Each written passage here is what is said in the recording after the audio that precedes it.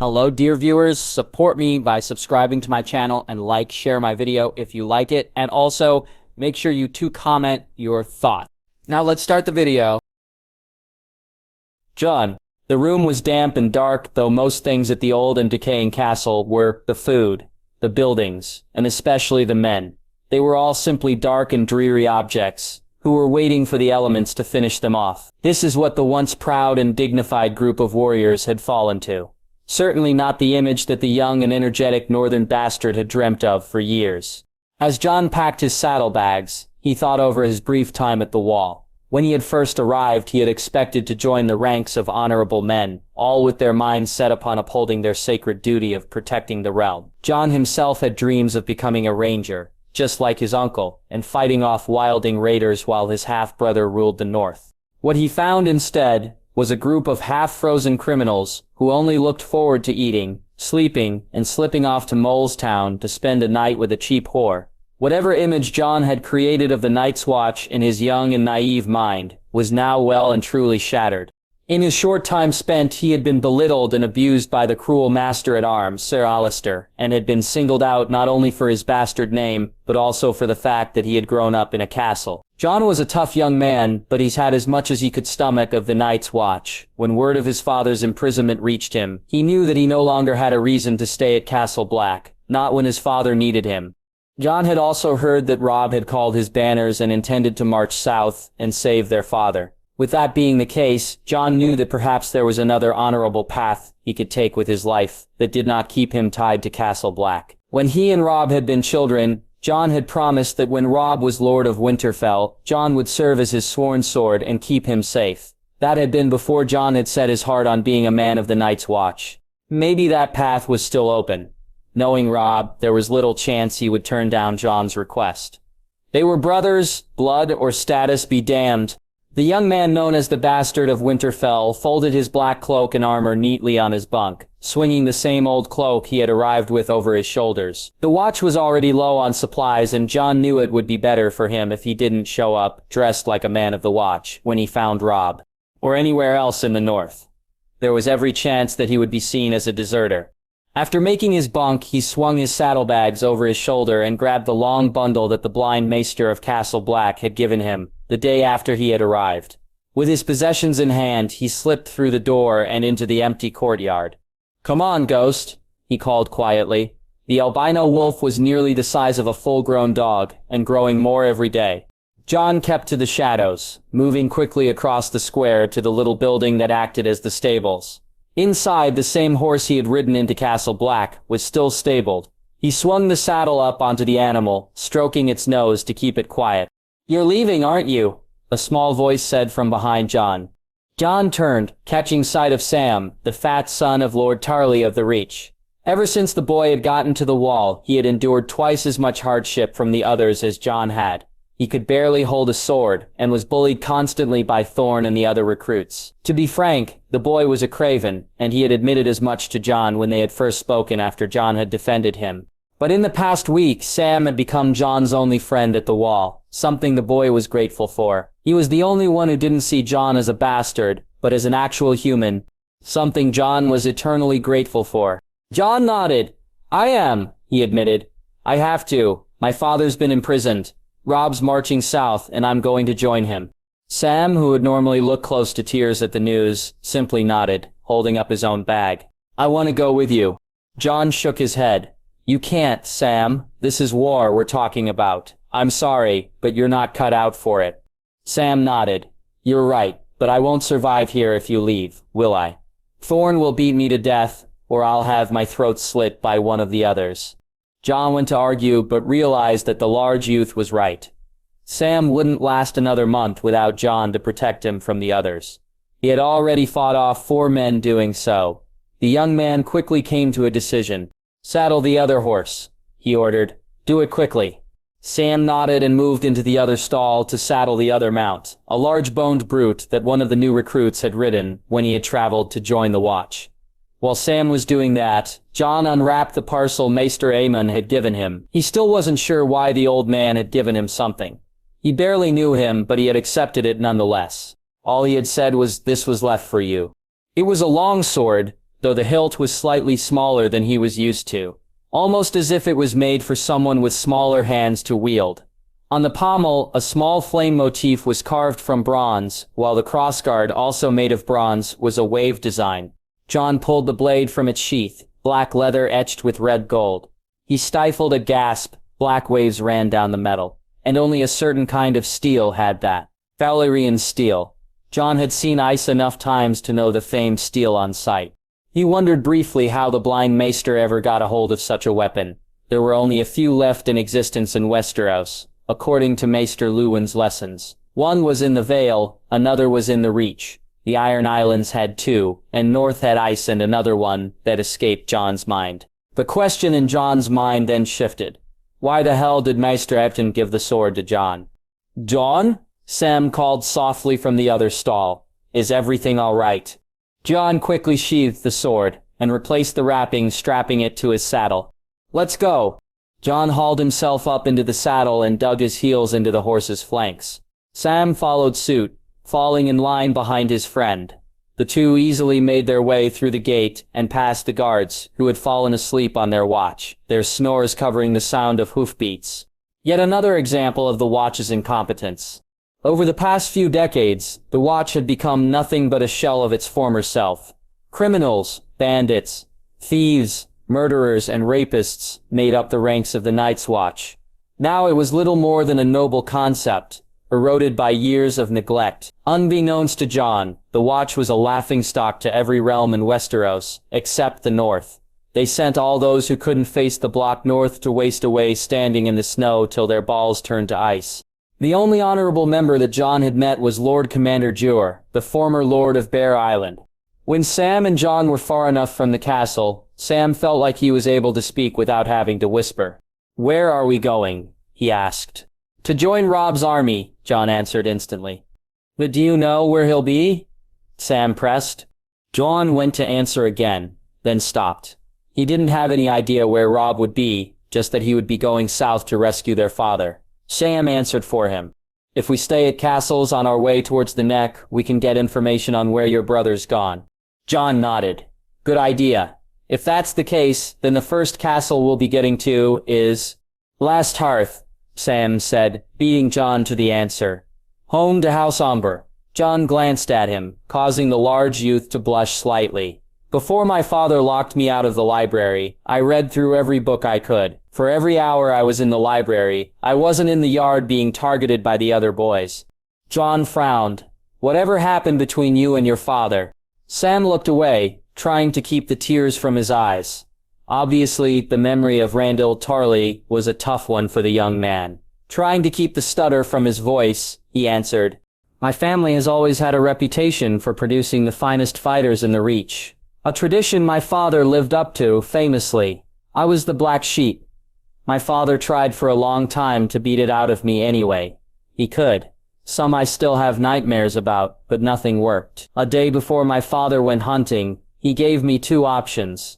Join the Watch, or I would have an unfortunate accident the next day during the hunt," Sam explained, his voice coming close to breaking multiple times.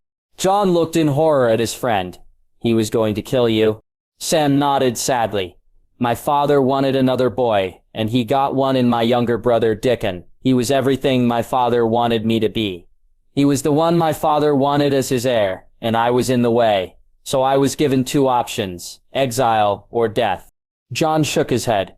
"How can any man think of killing his son, his own flesh and blood?" he muttered. "I don't want to talk about it, Jon," Sam said quietly. Line break. The Lord Commander Jur looked out over the battlements at the dwindling riders, his face set in grim lines. His plans for Tarly Boy and Jon were no longer possible. When he heard of Ned's imprisonment, he knew that his bastard would go after him. Just as any loyal son would. It helped that neither boy had taken the black, so they were not deserters. Nevertheless, it was not every day the Night's Watch received a swordsman like Jon or a mind like Samwell's. They would be sorely missed.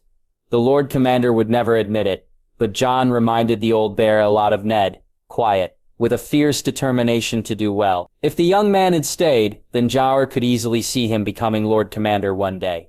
"Sir, 2 horses are missing from the stables," the watchman said. running up to Mormont. 2 bunks in the barracks are also empty. Jiro nodded.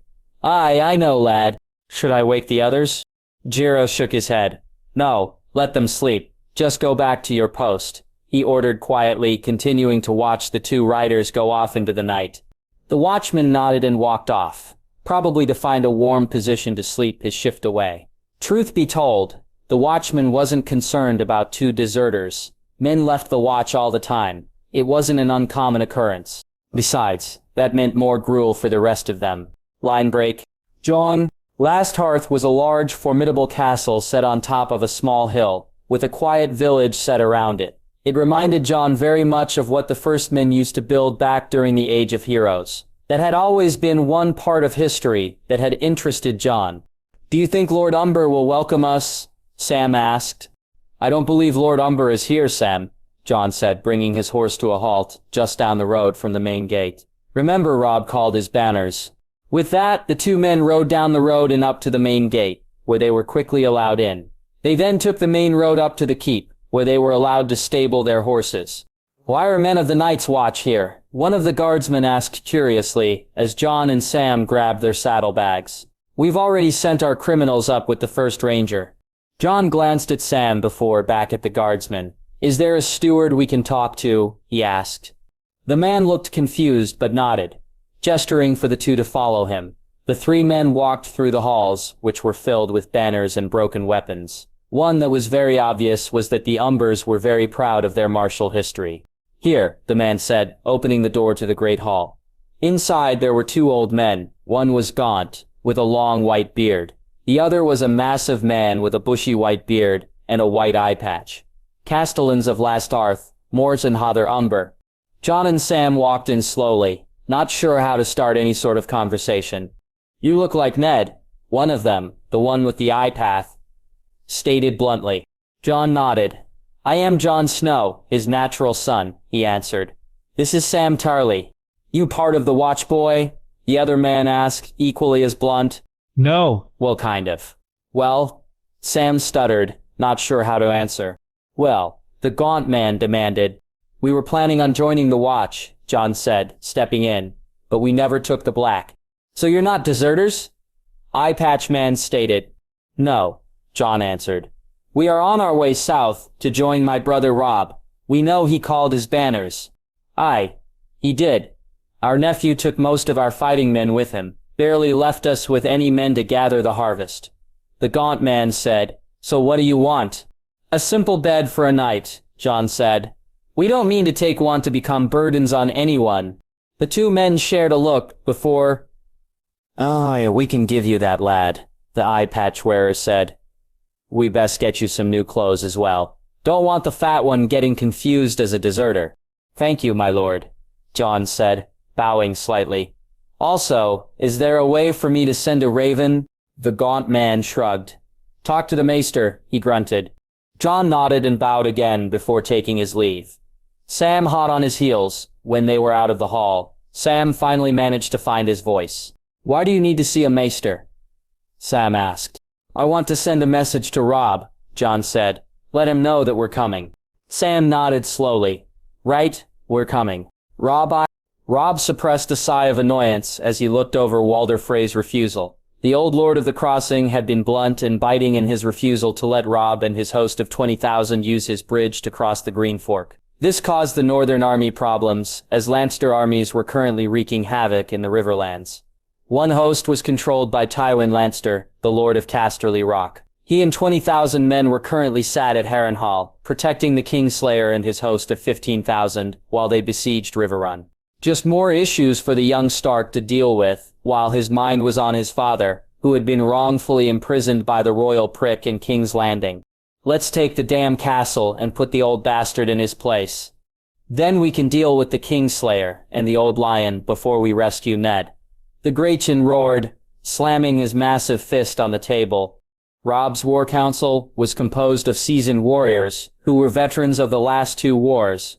Most vocal among them was the Lord of the Last Hearth, Jon Umber, also known as the Great Jon, a mountain of a man who was not subtle about his opinion. Beside him sat Rickard Karstark, another large man with a massive beard and fiery personality. He, like the great Jon, believed in action over words. Others on the council were Lady Maechie Mormont of Bear Island, a stout, gray-haired woman who could swing a war mace better than most men. Beside her sat Galbart Glover, the burly master of Deepwood Motte, one of the Stark's most loyal bannermen. The final two members of the council were potentially the most dangerous of the lot. The first was Roland Hawker, the Lord of Eagle's Roost on the stony shore. Tall and broad-shouldered, the man seemed to live in his armor. Even though those in the north did not follow the Seven, Lord Hawker could have easily passed for the warrior made flesh. He was a military man through and through, something his three sons shared as well. The second man, however, was something of an enigma compared to his peers. Where men like Umber and Karstark preferred to bluster and fight their way out of things, the Lord of the Dreadfort was always ominously calm. Roose Bolton was a pale man who wore dark armor and an odd pink cloak. Whenever he looked at you, his colorless eyes seemed to bore into your soul, like a snake regarding its prey. Combined with his voice, which never rose above a whisper, the man was truly one of the most dangerous men Robb had ever come across. He lived up to the words Theon spoke when they first laid eyes on the man. "He's a scary fucker." "Are you mad?" Glover rumbled. "Assaulting the twins is suicide." Karstark spoke up now, adding his own opinion to the debate. "We should head south and deal with Lord Lannister. When the Kingslayer sees his father attacked, he'll come running." "The Kingslayer wouldn't be that foolish," Hawker countered. "He'll put those in Riverrun to the sword." As the argument heated up, Robb leaned over to his mother, who was sitting at his right hand.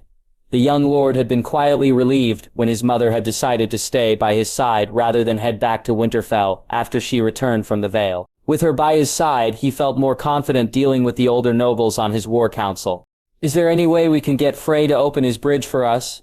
Robb asked quietly, leaning over to speak privately with his mother. "Surely there is something the man wants." Lady Stark frowned. "The man only cares about one thing, marrying off his children. He'll want you, and potentially others, to take a son or daughter to marry," she admitted. Robb shook his head.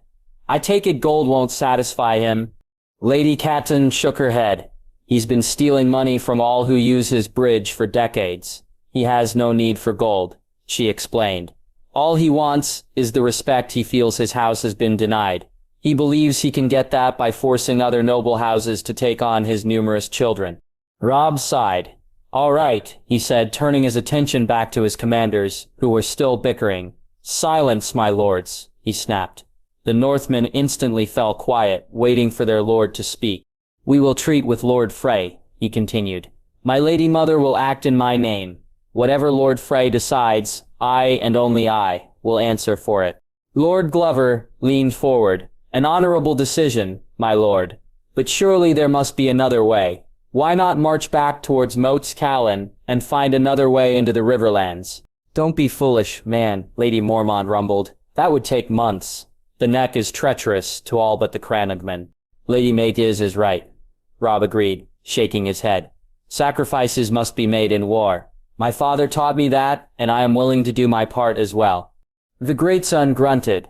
"Who knows? Maybe the old man will have sired a girl with a pretty face." Robb smiled grimly. "Perhaps, but I do this so that we may have a chance at defeating the Lancers and saving my father. The longer we stay here, the more time we give the Lancers." "Is your mother the best person to go?" Rose asked suddenly. The room went quiet, all the lords waiting to see how Robb will react to his authority being blatantly challenged. The young Stark raised an eyebrow, gazing steadily at the Leech Lord. "Seppa plainly, my lord," Robb all but growled. "I mean no disrespect to Lady Stark," Rose said, "but the Freys would see us as weak if we send our lord's lady mother to speak for him." "My mother grew up in the Riverlands surrounded by her father's bannermen," Robb said evenly. "I trust her judgment." "Do you feel differently, my lord?" Rose returned the gaze unwaveringly. "No, my lord," he said, going quiet again. "Does anyone else have a problem with my lady mother treating with the Freys?" Robb asked, addressing the rest of the council now. None met his gaze or took up his challenge. Robb nodded once before looking around at the others in the council. They were all far older than his 10 and 6 name days, but he was his father's son. He was a Stark, and he was in command. He could not afford to show fear or hesitation, nothing to show his lords how uncertain he was in himself. That will be all for today, my lords and lady. We will meet again when my mother returns from meeting Lord Frey, Robb said. The northern nobles began to file out, giving small nods and bows to Robb as they left. He had earned their respect, no matter what else he thought. Eddard Stark had earned their trust 10 times over, and so far, it seems his son is just as worthy of it. Soon, all who were left in the tent were Robb and his mother. You are making the right decision, Robb, Lady Catelyn said gently, watching as her son began to pace around the room. Not for the first time, she was proud of how one so young was handling the demands of war. Am I? Robb asked angrily. It makes more sense for me to simply march south and deal with Tywin than wait for some sour old man to allow us to use his damn bridge. Catelyn shook her head. That is a mistake, Robb. I understand you want to save your father, but we cannot allow Severishane to destroy Riverrun. We need my father's bannermen, especially the Freys. Robb nodded. I know, he sighed. Catelyn smiled gently, standing up. I will take Sir Roderick and meet with Lord Frey in the morning. Do you need more guards? Robb asked. His mother waved him off. Lord Frey is more bark than bite, she said easily. Sir Roderick will be more than enough protection. Robb nodded. Of course, thank you. Be safe, mother. Catelyn smiled. Lord Frey will not hurt me. I am quite sure about that. Line break. When Robb's mother left, the young lordling sat down and poured himself a cup of wine, looking over the map of the Riverlands. On the map, colored figurines showed where the individual armies were currently placed. There were clusters of red lions around Harrenhal and Riverrun, while Robb's host of white wolves huddled at the Twins. There was word that some of the Riverlords had been resisting Lannister incursion into their lands, but they were divided and weak. If Robb wasn't able to cross the Green Fork soon, then the Riverlands and more potential allies were as good as lost. When he had sent his message to Walder Frey asking for access to his bridge, his mother had sent a rider to the Vale asking for their aid. Given his mother's description of her sister, he did not hold out much hope that there would be any help from the kingdom to the east. A whine brought Robb out of his brooding. He looked down at Greywind, who had moved to sit beside his master, looking up at him with curious yellow eyes. Not for the first time, Robb was amazed at how quickly his loyal companion was growing. It seemed like only yesterday he had found the dead direwolf and her pups. Robb smiled and ruffled the wolf's head gently. I know, boy, this is not how I imagined this going either. When Robb had first called the banners and marched south, he had thoughts of quickly marching towards King's Landing, his noble pursuit supported by the lords of the Riverlands and Vale, where his father was also greatly loved. He imagined riding up to the capital at the head of a great host, and demanding his father back from Joffrey and his bitch of a mother. Then he would return to the north, putting his family back together and never allowing them to leave Winterfell again. He never thought that he would actually have to fight a pitched battle or break a siege. Now, it seems like he was in line to do both, since he couldn't continue south, not with both the Kingslayer and Tywin Lannister in the Riverlands. They had to be dealt with for better or for worse. My lord? A voice asked. Robb turned in his chair and noticed a soldier sticking his head into the tent. Robb waved him in. The man placed the message he was carrying on the tabletop. A rider came from Motai Clain, carrying a message that came from the last Hearth. Addressed for you only. The man replied, standing at attention. Robb nodded. Thank you. The soldier bowed and strode out of the tent, leaving Robb alone once more with his wolf. The young lord eased open the little scroll, holding it close so that he could read it. The message was short and to the point, but it made Robb happier than he could have ever imagined. He looked down at Greywind, who was still looking up at his master.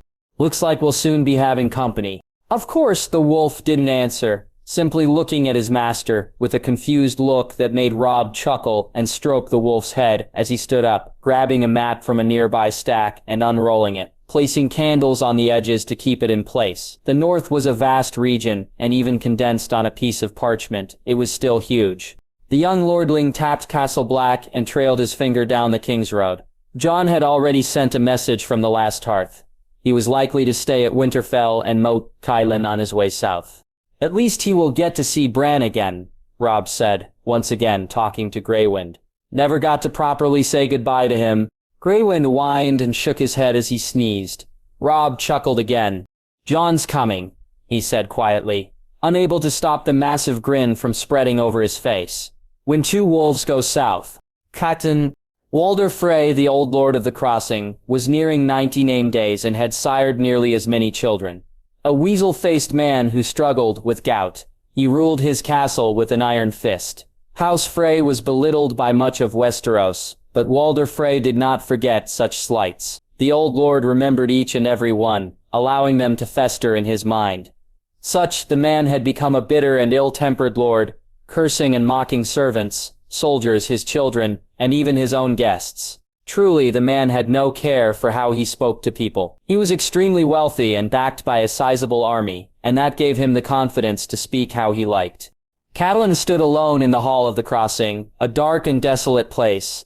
As a girl, she had heard her father and his bannermen speak about how the crossing had changed under Walder Frey. She had heard stories of how the unique stronghold had been home to a noble house, allowing trade between the north and south, requiring only a fair fee from merchants and traders to use the bridge. Back in those days, the hall she now stood in was full of light and less Freys. Those days were long gone. Now the hall was shuttered and closed, with only a few candles to dimly illuminate the hall. It was a depressing and oppressive place to be, made even more so by the old man hurling insults. In the corners of the room, the children of Walder Frey huddled together like rats on a ship, most bearing the same weasel-like face and pale eyes of their father. They watched silently as the Lady of Winterfell faced down the late Lord Frey. So, the Stark whelp sent his mother to speak for him. Did he? How pathetic, Lord Frey sneered. Is the son of the Honorable Eddard Stark too good to speak with a fellow lord of the realm? My son has other tasks to attend to, Catelyn replied crisply. I have come to speak for him. Walder raised an eyebrow. Have you now? The boy sent his mother to do his talking for him. How childish, he sneered. And what does the boy want from me? Some sweets and a swaddle? Catelyn held back a sigh, praying to the Seven for strength, though she doubted whether the Seven would ever be in a place like this. I believe you know what my son requires. He has already sent a messenger to you, although you have refused. I have come to change your mind. Walder Frey chuckled darkly. If you wanted to do that, you should have sent someone pretty. Maybe one of those Mormont wenches. I hear they have some nice curves. Catelyn briefly imagined Maegh Mormont bashing the old man in the head with her mace, taking slight pleasure in the image before she shook her head. Clearing those thoughts away, I am the only one my son sent, my lord, she said more firmly. Walder waved aside Lady Stark's apology. Fine, he grunted. Say what you want, then leave. My son needs your bridge, Lady Stark started. So does everyone. Walder snapped in annoyance. What makes him so special? My son has business in King's Landing. Catelyn began before being cut off. Yes, the unfortunate imprisonment of your husband, Ned Stark, Frey drawled with mock sadness. How terrible for him. Perhaps he should have learned from his brash brother and foolish father and stayed in the north. My lord husband did as his king commanded and took up the title as Hand of the King. Catelyn said, defending her husband, his imprisonment was based on the false grounds of treason. My son's cause is noble and just. Walder Frey simply shrugged. Whatever, he growled. Ned Stark was a fool and got himself arrested, and his equally foolish son has marched south to free him. But now, thanks to his mother, has to deal with 2 Lannister armies. The boy is outmatched, and I will not risk the anger of Tywin Lannister. Catelyn sighed inwardly. She knew that there was only one course of action she could take. My son said that he is willing to pay whatever is required, she said through gritted teeth. Walder leaned forward, an evil light appearing in his eyes. He licked his thin lips happily. Is he now? Perhaps he is not as foolish as his father. Catelyn frowned. What is your price, Lord Frey? She asked angrily, eager to be done with the old man. She had endured nothing but insults to her and her family, and has had her fill of the Lord of the Crossing. Your son will take one of my daughters to wife. Walder snapped. I'll be generous and allow him to choose which. I have many, no doubt, one will catch his eye. They come in all sizes. Furthermore, I understand that one of your daughters is not currently betrothed, something that should be rectified immediately. She shall marry one of my sons and become a proper lady. Catelyn paled. My lord, my daughters are prisoners of the Lannisters, she argued, but Lord Frey would hear none of it. I am willing to wait until your son is successful, he sneered. There is always time. Finally, 2 of my sons shall be sent to Winterfell as wards. Another shall be taken by your son as a squire, and one of his northern bannermen shall also take a daughter to wife. Catelyn shook her head, shocked by the old man's greediness. You ask for my son and daughter, is that not good enough for you? Walder smiled evilly. You said your son was willing to pay any price. Those are my demands. He will accept the wards and squire, but he will never force one of his lords to marry, Catelyn argued. Walder grunted. Fine, he snarled. One of his bannermen shall take one of my sons to squire as well. Is there nothing else? Catelyn asked, practically begging. Is he willing to give one of my sons land in the north? Walder asked, raising an eyebrow. No, Catelyn answered immediately. And his bannermen shall not take one of my daughters to bride. A squire is that lowest I will accept, Lady Stark, Lord Frey finished. Or perhaps you do not need my bridge after all. Catelyn sighed mentally again, knowing full well that her son wasn't going to like the terms she had come to. One of his bannermen shall take a squire, my lord. She gritted out. I am being generous, Lady Stark. Do not forget that. Walder Frey wheezed. You can leave. I've had my fill of Tullys for the day. Tell your son and his bannermen to arrive tomorrow morning to choose from amongst my family. Catelyn curtsied and swiftly left the room, finding Ser Roderick standing at attention outside the room. The old knight was standing across from a Frey guardsman, who looked quite the opposite of the northern knight. The spearman was nearly half the age of Castle, but he slumped against his weapon, looking half asleep, while Ser Roderick was calm, but alert, a hand resting easily on the hilt of his sword. Come, Ser Roderick, Catelyn ordered.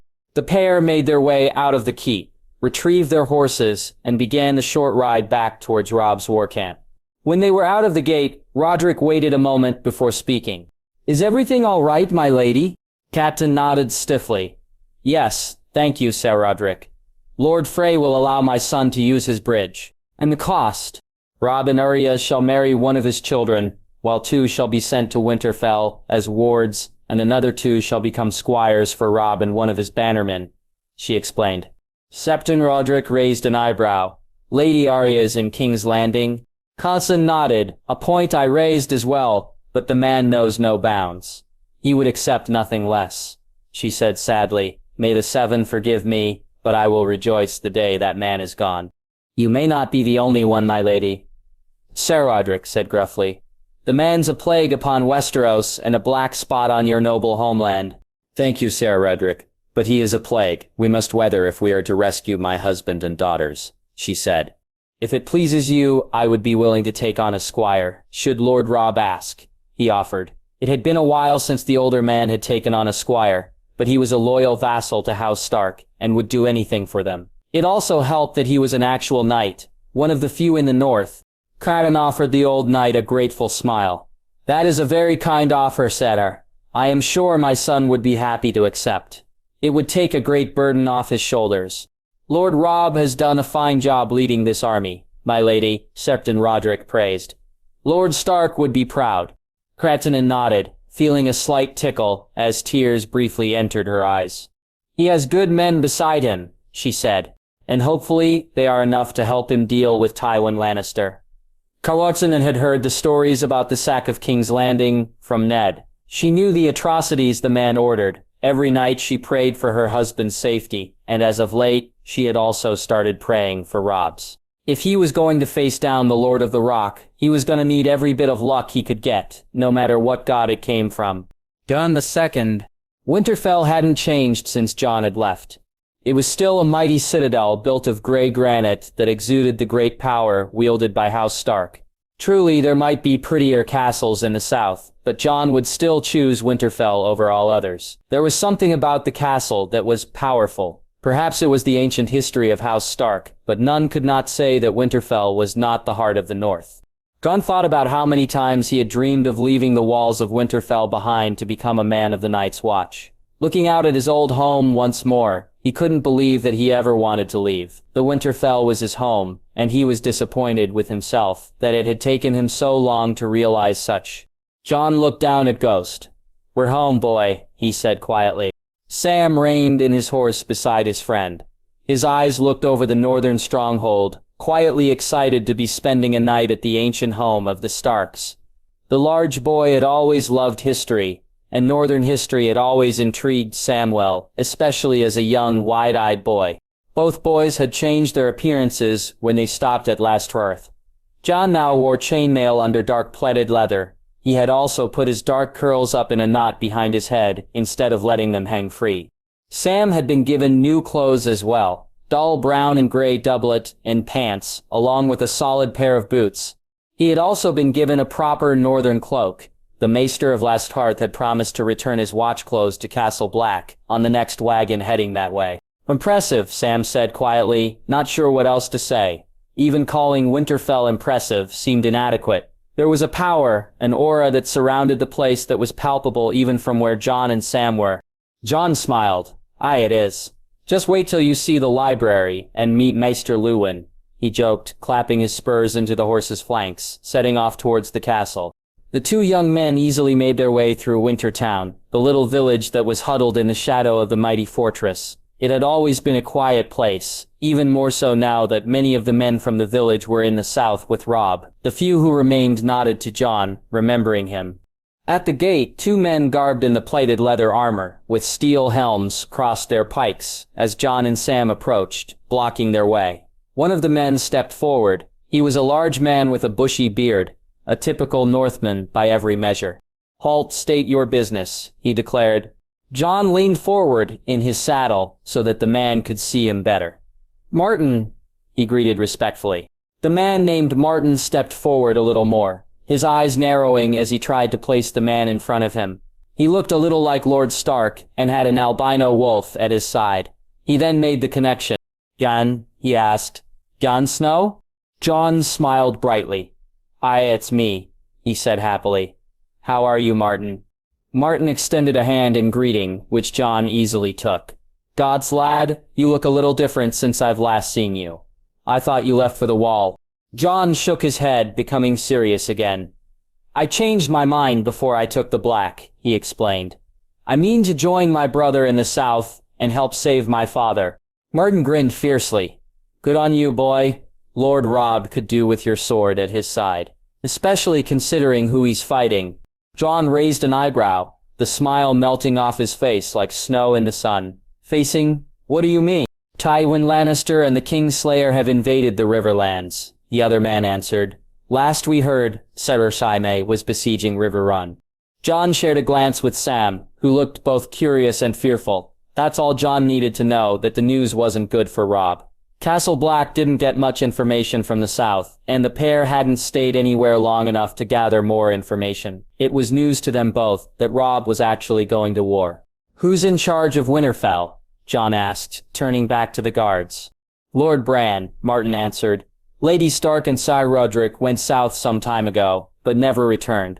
Word is, she went to the capital, then to the Vale, before joining Lord Robb at Moat Cailin. Jon held back a sigh of relief. When he had left the Wall, he had been dreading having to deal with Lady Stark when they met once again. Although the Lady of Winterfell was not abusive to the young man, she had made it clear what she thought of him and his birth. As Sansa had grown older, she had followed in her mother's footsteps and began treating Jon with cold politeness. Only Robb and Arya ever showed Jon any real love. Bran was just beginning to become aware of the tension between his mother and Jon, and Rickon was blissfully unaware of it all. And where's my brother now? Jon asked. He's in the Great Hall with Maester Luwin, the other man answered. Jon nodded to him. Thank you. The two guardsmen uncrossed their pikes and allowed the two riders to enter Winterfell, standing at attention again. In the courtyard, Jon and Sam left their horses under the care of Hullen, the horsemaster. After that, the two men shouldered their saddlebags, and Jon led the way towards the Great Hall, receiving calls of welcome from his old friends. Even though he was a bastard, Jon was still well-liked throughout the castle.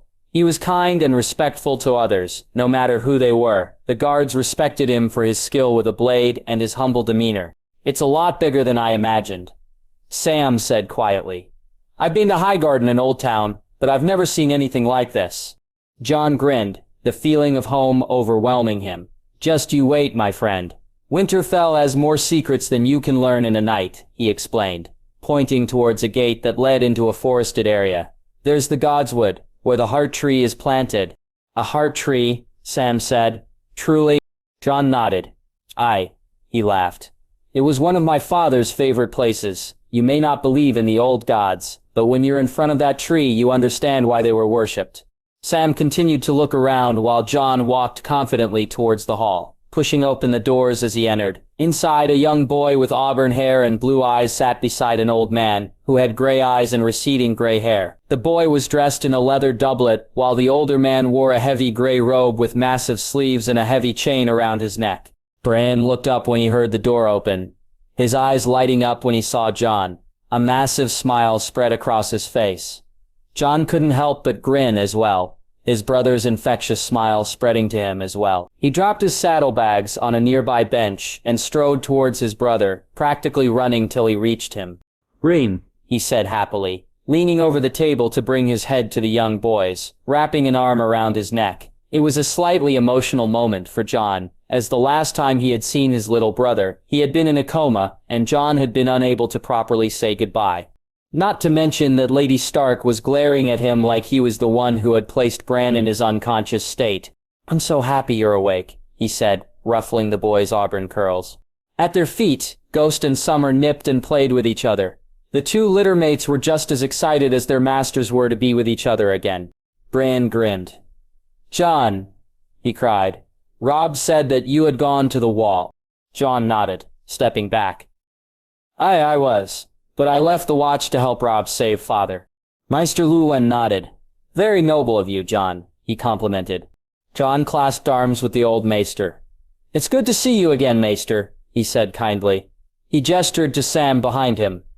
This is my friend Samwell, Lord Tarly's son. The maester smiled kindly at the large boy. Welcome, Lord Samwell. I am sure this is a little different than Horn Hill. Sam smiled shyly. Winterfell is amazing, maester, he praised.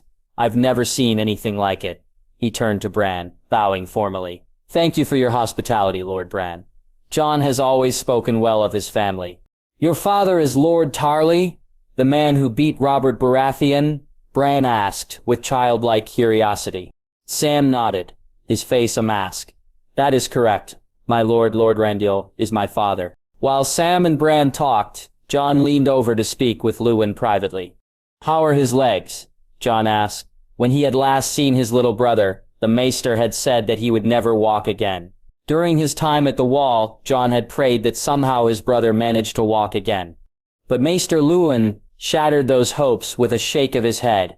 I'm afraid Lord Bran will never walk again, he said quietly. The old maester sounded sympathetic, but not sad.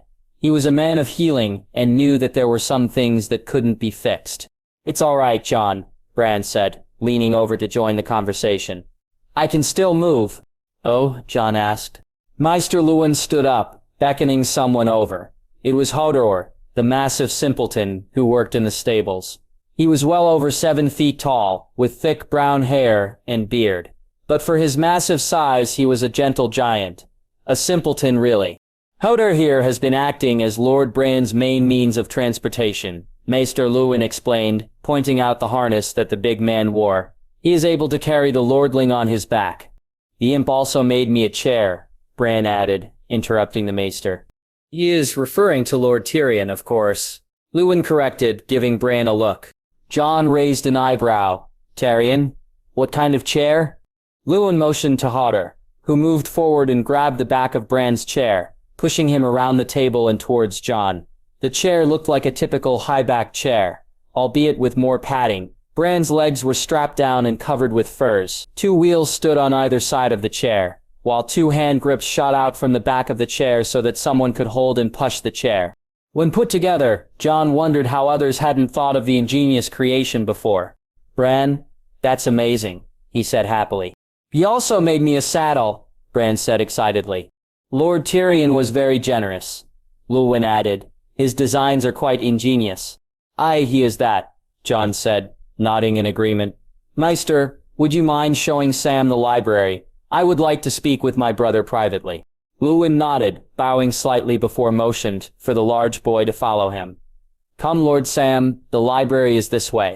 Sam glanced at Jon, who simply nodded. I'll take care of our bags, Sam. I'll only be a moment. Sam nodded and followed the elderly maester, the two quickly striking up a conversation. They were both people who loved to learn, and Jon had no doubt that he would hear quite a lot of praise about his friend from the maester. "Is everything all right, Jon?" Bran asked. Jon nodded, crouching down to look Bran in the eye. "Aye, everything is fine. I was just curious, why did Lady Stark go south with Robb?" Bran pouted. "The raven from Mother said that she wanted to see her father again. She felt confident that Maester Luwin would be enough to help me." Jon sighed and sat down on the floor in front of Bran, sighing. "How has Rickon taken it?" Bran shook his head. "Not good. Osha and Shaggy Dog keep him company, but he's confused." "Jon? He doesn't know why everyone keeps leaving." Jon raised an eyebrow. "Osha?" he asked. He knew most people in Winterfell, but he had never heard of this person. Perhaps she was a new servant who Rickon had taken a liking to. He once mistook Sansa for Lady Stark. "She's a wilding who Robb and Theon found in the Godswood. She and her companions tried to capture me, but Robb and Theon defeated them. Osha was the only one they spared. She's now a servant," Bran explained quickly. Jon raised an eyebrow. "Do you think that's wise?" he asked. He had never encountered a wilding before, but the stories did not paint them in a particularly good light. They were savages. The young boy nodded. "She's a good person, Jon. Truly," he said. "She calls me and Rickon her little wolves. She protects us." Jon wasn't convinced, but Bran seemed to be. "All right," he conceded. "And how have you been?" Bran shrugged sadly. "Fine. Maester Luwin is helping me a lot. Not like I can do much else," he said bitterly, tears threatening to appear. Jon stood up and placed a hand around his brother, pulling him in. "Everything will be all right, Bran," he promised. "We'll save Father and bring him back, and we'll be a family again." "Will you go back to the Wall?" Bran asked fearfully. Jon shook his head, a small smile on his face. "No," he answered, getting back on his feet and putting his hands on his brother's shoulders. "Not while my family needs me." "Thank you, Jon," Bran said as the brothers embraced. Robb II. "Lord Frey is asking for Robb to take one of his daughters to wife. One of his bannermen and my son will also take a squire," Lady Catelyn said, addressing Robb's council. "Is that all you wanted?" Lord Glover asked. Robb's mother sighed. "My daughter Arya shall also wed one of his sons, and 2 wards shall be sent to Winterfell to be with my son Brandon," she added. Robb frowned. "I said that I alone would answer Lord Frey's demands," he said, trying to keep his annoyance out of his voice.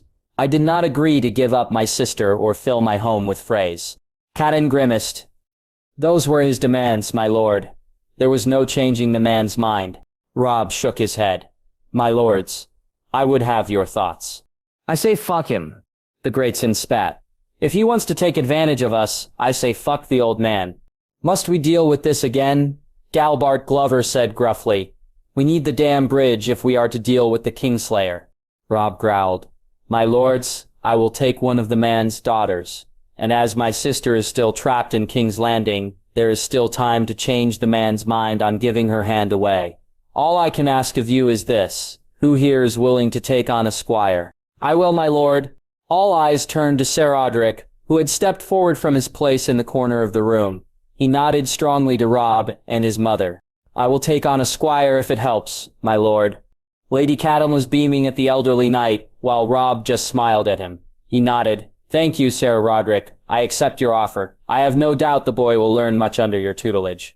The other members of the council voiced their agreement as well. Roderick Castle had been a sworn sword to the Starks for generations, and the old knight had proved his mettle time and time again.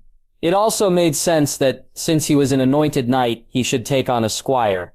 "Mother, please make sure a message is sent to the twins, letting Lord Frey know that I accept his deal," Robb said. "We will be marching out on the morrow, my lords, and we must be ready to deal with the Kingslayer.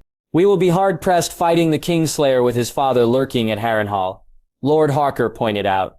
"Tywin will not allow his son to be attacked so boldly. He will sniff out our plan if we march our entire host west to Riverrun." Robb nodded, the gears in his mind already working. "Quite right, my lord," he said. "We must keep the old lion distracted while we strike quickly at his son." "What would you have us do?" Lord Karstark asked. Robb frowned thoughtfully. 2,000 footmen will march south and bring Tywin out of position, he said, thinking through his words while speaking. Tywin will not be easily tempted by 2,000 men, Mormont pointed out. Robb now smiled mischievously. He will if they are bearing banners and banging on drums. We will make them look like the entire northern host marching on Harrenhal. Now, most of the council was sharing a fierce grin as they realized what Robb was planning. Who would lead such a force? Lord Glover asked. Robb looked over his council. They were all great warriors, but he needed a thinker, a strategist who could think quickly and adapt well. That narrowed his choices down to two men, Roland Hawker and Rose Bolton. Hawker was a good strategist, better than most might give him credit for. But Robb needed a man who was cunning, and the Lord of Eagle's Roost wasn't cunning. Bolton, on the other hand, was... Lord Bolton, Robb said, you will lead the infantry host south. Roose did not smile or boast, but simply nodded. It will be done, he said in his usual whisper tone. Robb nodded, tapping his finger on the table as he thought over his plan. As far as he could see, he was missing nothing. That will be all for today, my lords. We march out in the morning. The cavalry will ride ahead. We will strike at the Kingslayer's camp, and give him no time to prepare. The infantry will march behind under Lord Glover's command. Lady Catelyn leaned towards Robb. Lord Frey has asked that you come in the morning to choose your new wife. Robb nodded. I'll be there, he promised before turning back to his lords. That will be all, my lords. Make sure the men are ready. The other commanders nodded and filed out, leaving Robb and his mother behind. When they were all gone, Robb turned on his mother, frowning. Mother, I do not agree with Arya being married off, he said angrily. I was the only one who was supposed to answer the Freys' demands. Catelyn shook her head. I am sorry, my son, but the demands are not as bad as they seem. We could have lost Bran and Rickon as well. Robb sighed, running a hand through his curls. He wanted to be angry with his mother, but he couldn't. He knew that she was doing what she thought best, and besides he needed the Frey bridge for his army. Send word to Lord Frey. I'll meet him tomorrow morning to choose a wife, and a future husband for Arya as well. As long as my father is imprisoned, that responsibility falls to me, he said quietly. Catelyn put a comforting hand on her son's shoulder before leaving. Sir Roderick followed her out, leaving Robb alone to think over everything that had happened so far. Line break. I trust they are to your liking, Walder Frey cackled as Robb walked along the line of girls. Most of the girls before him shared many of the same features. Watery gray eyes, pale skin, weasel-like features that reminded the young lordly too much of their father. A few were too old for Robb, while many were also far too young. But there were a few present who caught Robb's eye, if only for a moment. At the end of the line, the last girl did not meet Robb's eye, just as all the others hadn't. She kept her head down, allowing her hair to partially cover her face. Robb gently lifted her head so that he could see her better. She was a small creature, with very white skin, a delicate nose, and a small chin. She had large brown eyes that were full of innocence and kindness. She had long brown hair that flowed down her shoulders and back. She smiled slightly when Robb raised her face, revealing a slight gap in her teeth. Not that it did anything to take away from her looks. She was pretty, there was no denying that. What is your name? My lady? Robb asked gently. The girl curtsied. Rosalind, my lord, she answered quietly. Robb smiled. A beautiful name, he complimented. He turned to Lord Walder, who was watching the exchange with a greedy look. I choose Lady Rosalind. Good boy, Walder Frey wheezed happily. Robb nodded. I will send for her when I deal with the Kingslayer, he said, turning to look at the young boys who Lord Walder had suggested as squires and as a marriage proposal for Arya. They stood in a line across from their sisters and cousins. Robb looked down at them. A few had a look in their eye that Robb immediately disliked. They were no better looking than the girls, but Robb pushed himself to walk down the line, looking at them all. He stopped at one of them, scrutinizing the boy. He was just as tall as Robb, and maybe a touch older. He looked to be well-muscled and held himself well. He did not slouch or shift. He did have trouble holding Robb's gaze, and his finger tapped nervously at his side. What's your name? Olyvar Frey, my lord, he answered, sounding a little anxious now that Robb was speaking to him. You look a little old to be a squire, no? Robb asked. Still have much to learn, my lord, Olyvar responded. I see, Robb said, nodding. Do you believe you could serve me well? Olivar nodded quickly. Yes, my lord. I know my stuff. My brother Stepron taught me well. Robb glanced towards the heir to the crossing, who was watching at his father's side with his arms crossed. His mother had mentioned a few Freys before he had arrived, that morning. Stepron was one of the few whom she had spoken well about. Is that correct, Sir Stepron? Robb called. The man nodded in response. Olivar would make a fine squire, my lord. He's loyal and honest. Good qualities to have, Robb commented. All right, get your things together and saddle a horse. Olivar nodded and strode, standing a little taller than when he had entered. Robb continued down the line, coming to a stop in front of another boy. He was younger than Olivar, but instead of being anxious, he seemed genuinely scared that Robb stopped in front of him, almost like he was worried that he would be hit. Robb glanced back down the line of boys before back at the one in front of him. None of them seemed like they would make a good husband for her wild and energetic sister. Some, like the boy in front of him, she would eat alive. Others looked like they would turn into wife-beaters when they were older, and Robb would fall on his sword rather than marry his sister off to a man like that. What's your name, lad? Robb asked, finally. The boy stood up straighter, reminding Robb a little of Bran trying to look older. Brian, my lord, son of Walton Frey. Robb nodded, not caring who the boy's parents were. Can you sharpen a blade? Polish armor? Can you ride? The boy nodded quickly. Yes, my lord. Robb nodded again. Good. You will squire for Ser Odric, he said, now turning towards Lord Frey. He will also marry my sister Arya. Walder Frey's smile disappeared in an instant, replaced by his ever-present scowl. Surely there is another who might be better for the girl, he offered, glancing towards the older boys in the line, but Robb shook his head. My sister is a little girl, my lord. Brian here is about the same age. Squiring for Ser Odric will make him a perfect husband for my sister, Robb said firmly. It will be a few years before they will be able to marry, enough time for Brian here to become a knight. Lord Walder frowned, glaring at the young lordling. He had wanted Robb to choose 3 males from his family, 2 for squires and 1 to marry his sister, but Robb had found a loophole in the agreement. Walder had made with Lady Catelyn and had taken advantage of it, much to Walder's annoyance. What about wards? He demanded. Robb shook his head. I will deal with that when I finish with the Kingslayer, he said firmly. I have not forgotten. Walder Frey scowled further, but nodded. Fine, he said, leaning back in his chair.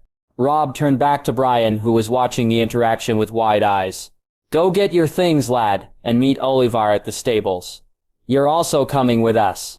The boy nodded and ran off. Robb turned towards Walder Frey, who was still glaring. If that is all, my lord, I will see myself out. I must return to my army. My lord, someone said, stepping forward. He was of average height and sturdily built, armored in chainmail with a long sword at his side. His tabard bore the blue bridge of the Freys. My name is Perwyn Frey, a knight of House Frey. I ask for you to allow me to ride with you. Robb gazed at the man, assessing him. He glanced at Lord Walder, who looked uninterested with his family member's outburst.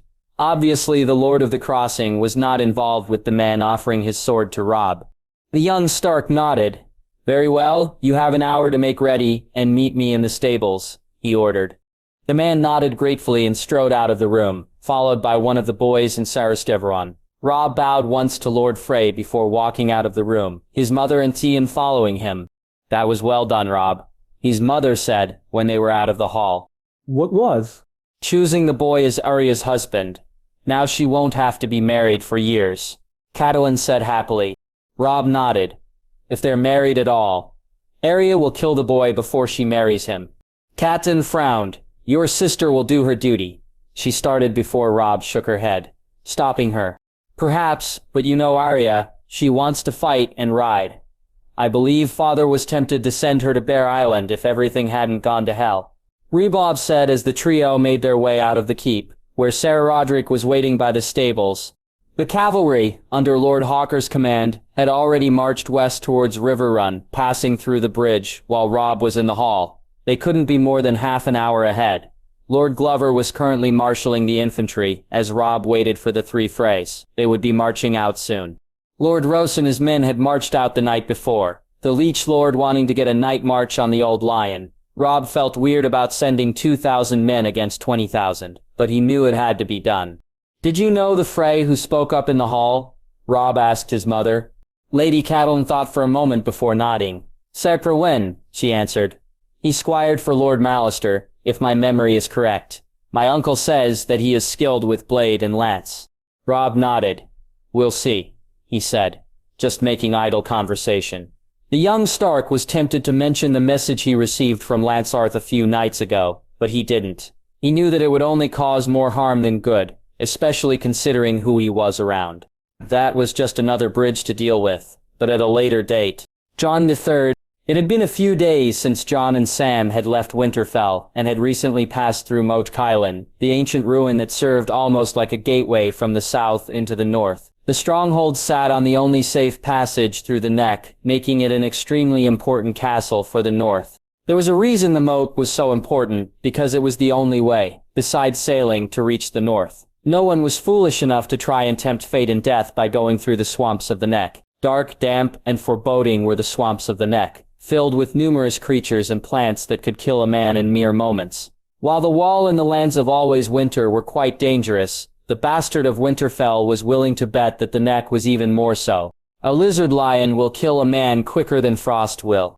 Jon looked around at the land, keeping one firm hand on the reins of his horse and another on his sword. His new sword, that is.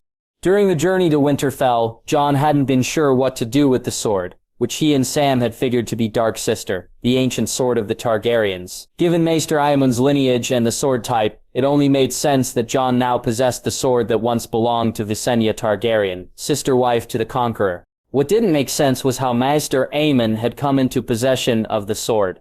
Jon wasn't sure how others would react to him having a Targaryen heirloom. He had brought the sword to Mikken, the master blacksmith of Winterfell.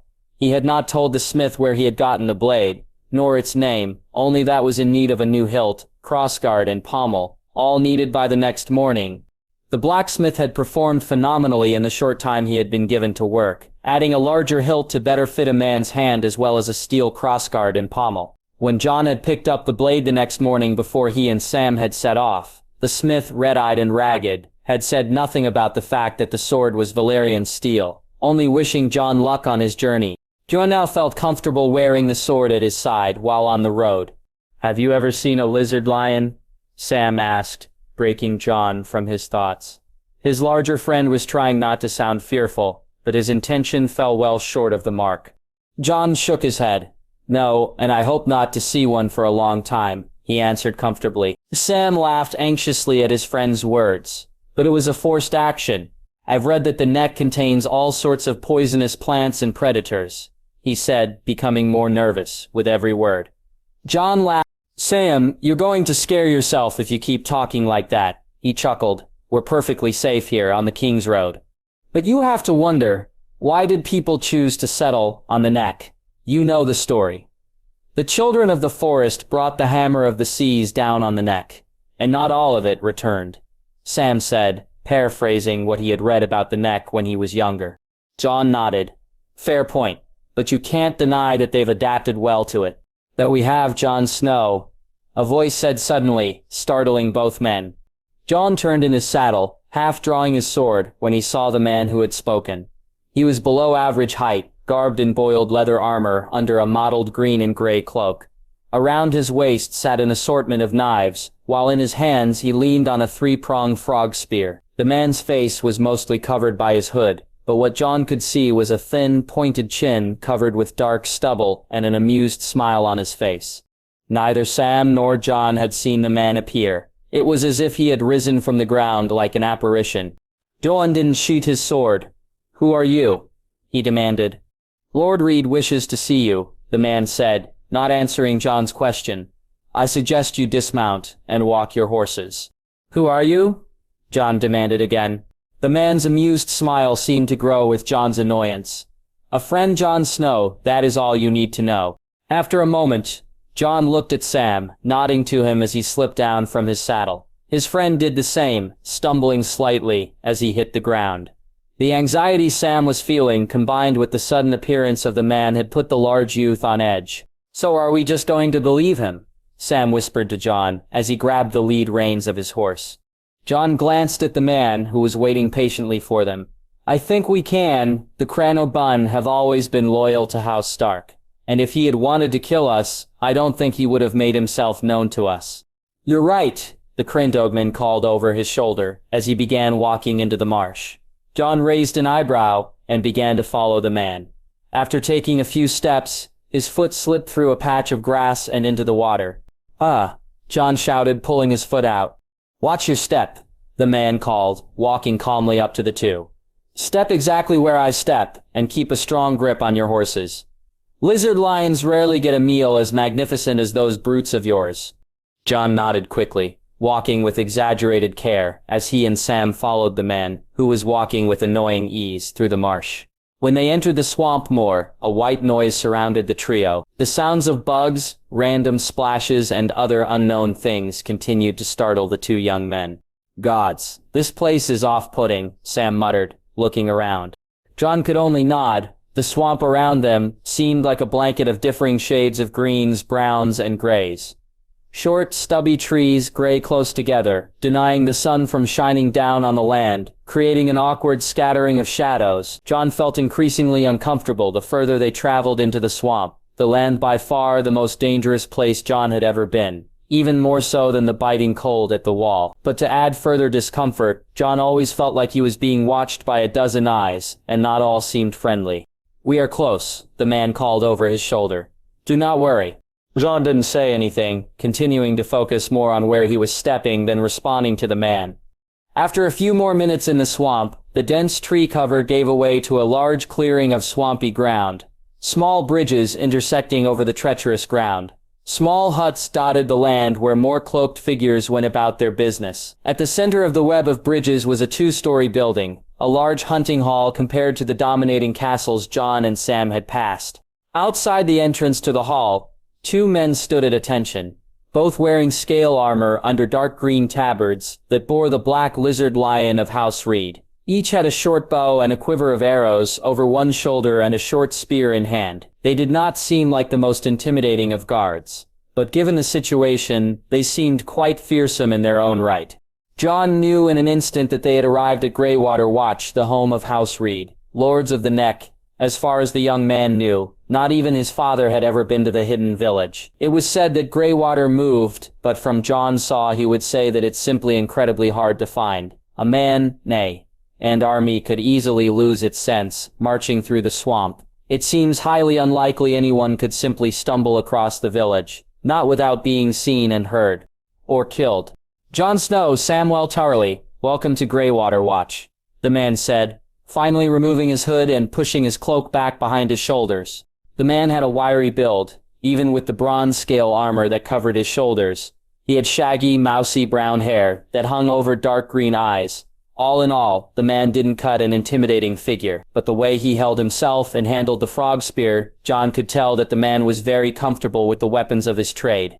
And he was armed with way more than a frog spear and knives. There was an arsenal of weapons on the man. Another 2 daggers, one in each boot, a length of thin cord and wood hung at his side, and there was a reed pipe sticking out over his cloak. Are you finally going to tell us who you are? Jon asked again. The man smiled slyly. I guess I should be honest, although it has been fun confusing the two of you. I am Howland Reed, Lord of Greywater Watch, he answered.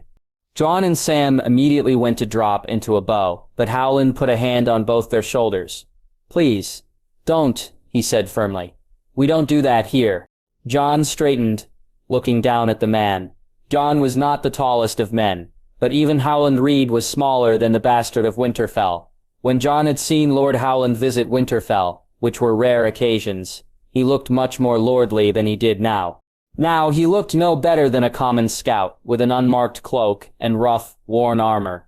Now that Jon was getting a proper look at the man, he realized that the cloak had been turned inside out, hiding the lizard lion from view, so as to not give away the man's identity. Why did you bring us here? Jon asked finally. Howland shrugged, motioning for them to follow him. When my scouts reported that 2 young men were riding south from Motuk Island, I had already heard reports that you had left the wall, he said, waving and nodding to his people as he walked. I had a feeling it would be you two. Jon noticed that they showed their lord the utmost respect, stopping whatever they were doing to wave and call greetings. They did not bow and scrape as he went by, but even still, their love for him was evident. "How did you know we left? The wall is on the other side of the north," Sam asked. Colin glanced back at the large youth. "I have friends," he said mysteriously. "Besides, I am glad you decided to come south. If I am correct, Ned promised to tell you of your mother. Is that right, Jon?" Jon was surprised that the wiry lord knew that. That was a conversation between him and his father when their party separated months ago. His father's group went south with the king and Jon went north with his uncle, towards the wall. How had Lord Reed known that? "He did say that," Jon replied. "With him now imprisoned in King's Landing, I feel it is my duty to inform you of the truth of your birth," Howland said as they entered his hall, gesturing to his guards to take care of the horses. "I must apologize, but my children have set out for Winterfell yesterday." "Why Winterfell?" Jon asked. "My boy, Jojen has had dreams of late about Brandon Stark," Howland said casually. "He and his sister Mira have gone off to determine what to make of his visions." Jon glanced at Sam, who looked just as confused as his friend. To them, dreams were just that. Dreams. Why the children of Lord Reed were taking theirs so seriously was none of Sam's or Jon's concerns. "You said you had something to say about my mother," Jon said, bringing the conversation back to the point. "What is it?" Howland ushered them into a side room, locking the door behind him. "Sorry," he apologized. "The spider has been trying for decades to place his little birds in places they do not belong, and the kind he keeps certainly do not belong in the neck. Even still, one can never be too careful." When the door was locked, the small lord grabbed a small plate on his desk and offered it to the two younger men. It contained some bread and a container of salt. "I offer you both the guest right." Jon and Sam accepted the offering, taking some of the bread and sprinkling salt on it, completing the guest rite. When that was done, Jon asked his question again. "My mother?" Lord Reed nodded, sinking behind his desk, leaning his spear against the wall. Right, he said quietly, gesturing to the chairs. "Please, sit. I must warn you both. This story can get thousands of people killed, and indeed shake Westeros to its core if it were to get out. So what I am about to say can only be told to those who are trustworthy enough to know, and only those who should know," he said, looking sternly at Sam. "Are you sure you want Master Tarly here for this?" Lord Reed asked. Jon nodded firmly. "Sam would never betray my trust," he said confidently. "Whatever is said here can be said in front of him." "As you wish." Lord Reed conceded as the two men leaned forward, eager to hear the story. "It all started 20 years ago." Jon IV. "It all started 20 years ago, at the tourney at Harrenhal," Lord Reed began. "It was the largest event in years. Not since Aerys' coronation had all the kingdoms of Westeros been together in one place. During the tournament, many great deeds happened. There was the mysterious Night of the Laughing Tree. Jaime Lannister was named to the Kingsguard, and Bronze Yohn won the melee. Howland explained, his mind flashing back to the great tournament. But the most celebrated event, naturally, was the joust. Prince Rhaegar Targaryen defeated Sarabarstan Selmy in the final joust, and was allowed to name a queen of love and beauty. Howland's wistful look now died. Ned once said that it was the moment all smiles died. Rhaegar, in place of his own wife Elia Martell, named Lyanna Stark the Queen of Love and Beauty. Jon nodded seriously, but my aunt was betrothed to Robert Baratheon, he pointed out. He knew the story of Robert's rebellion, as it was a common story amongst Northerners. Howland's face shifted for just a moment before it reset. The man seemed to be tortured by something Jon said, but he didn't have time to wonder why, before the man continued his story. "She was," he answered. "For most of us there, we realized the repercussions that might come from the Crown Prince's actions. But for the months following, nothing happened and everything went back to normal. Ned and Robert went back to the Vale with Jon Arryn, Brandon, Benjen and Lyanna went back north, and Rhaegar Targaryen went back to the King's Landing," he sighed. "A few months of peace before Westeros became bathed in blood." "Robert's rebellion," Sam said quietly. Howland nodded. Rhaegar and Lyanna went off together, and Brandon Stark went to King's Landing demanding his sister back and challenging Rhaegar to face him. He and his companions were captured and their fathers were called to the capital to answer for their son's crimes. Eddard Stark, Ned's father, went south to defend his son. When he was put on trial by the Mad King, he demanded a trial by combat. Heir Targaryen named Fire as his champion and had Eddard Stark hung from the rafters and roasted alive in his armor in front of the entire court. The blood from Jon's and Sam's drained as they listened to the Lord of Greywater watch. They had heard of how the rebellion had started, how the Mad King had murdered Rickard and Brandon Stark, but they did not know the gruesome details that they were now hearing. What else? Jon asked, steeling himself. Brandon Stark was brought in and garroted by a strangling device. A sword was placed just outside of his reach. He was told that if he reached the sword and freed himself, then he could save his father. He died trying to reach the sword. Howland explained grimly. Arius then demanded the heads of Ned and Robert. Jon Arryn raised his banners in revolt to protect his wards.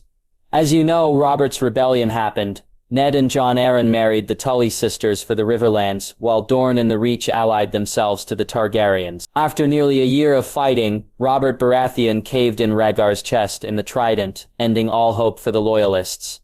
Then Tywin Lannister sacked King's Landing. The Kingslayer put his sword through the Mad King's back. The Mountain and his men murdered Elia and her children, and Tywin presented the bodies of the poor woman and her children as acts of fealty to the new king.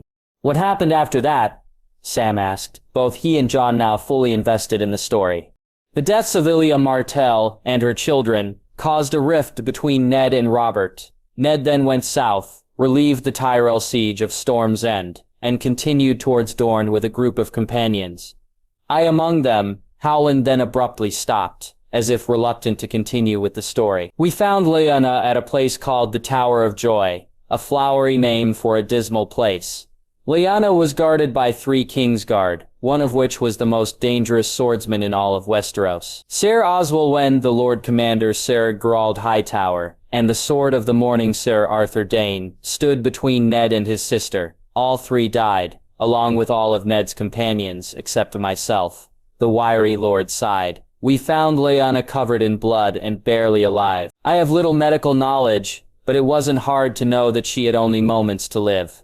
She gave her last words to her brother and passed on. Ned and I buried the bodies there in the shadow of the tower, returned Dawn to the Danes, and returned to the north with the remains of Lyanna Stark, to be put to rest in the crypts of Winterfell, he explained. Most of this is common knowledge to most noble families throughout the realm, but there are bits of this terrible tale that could cause a war worse than the rebellion. I am one of 2 people alive who know the truth. And now I must pass them on to you, Jon. It's the truth of your birth.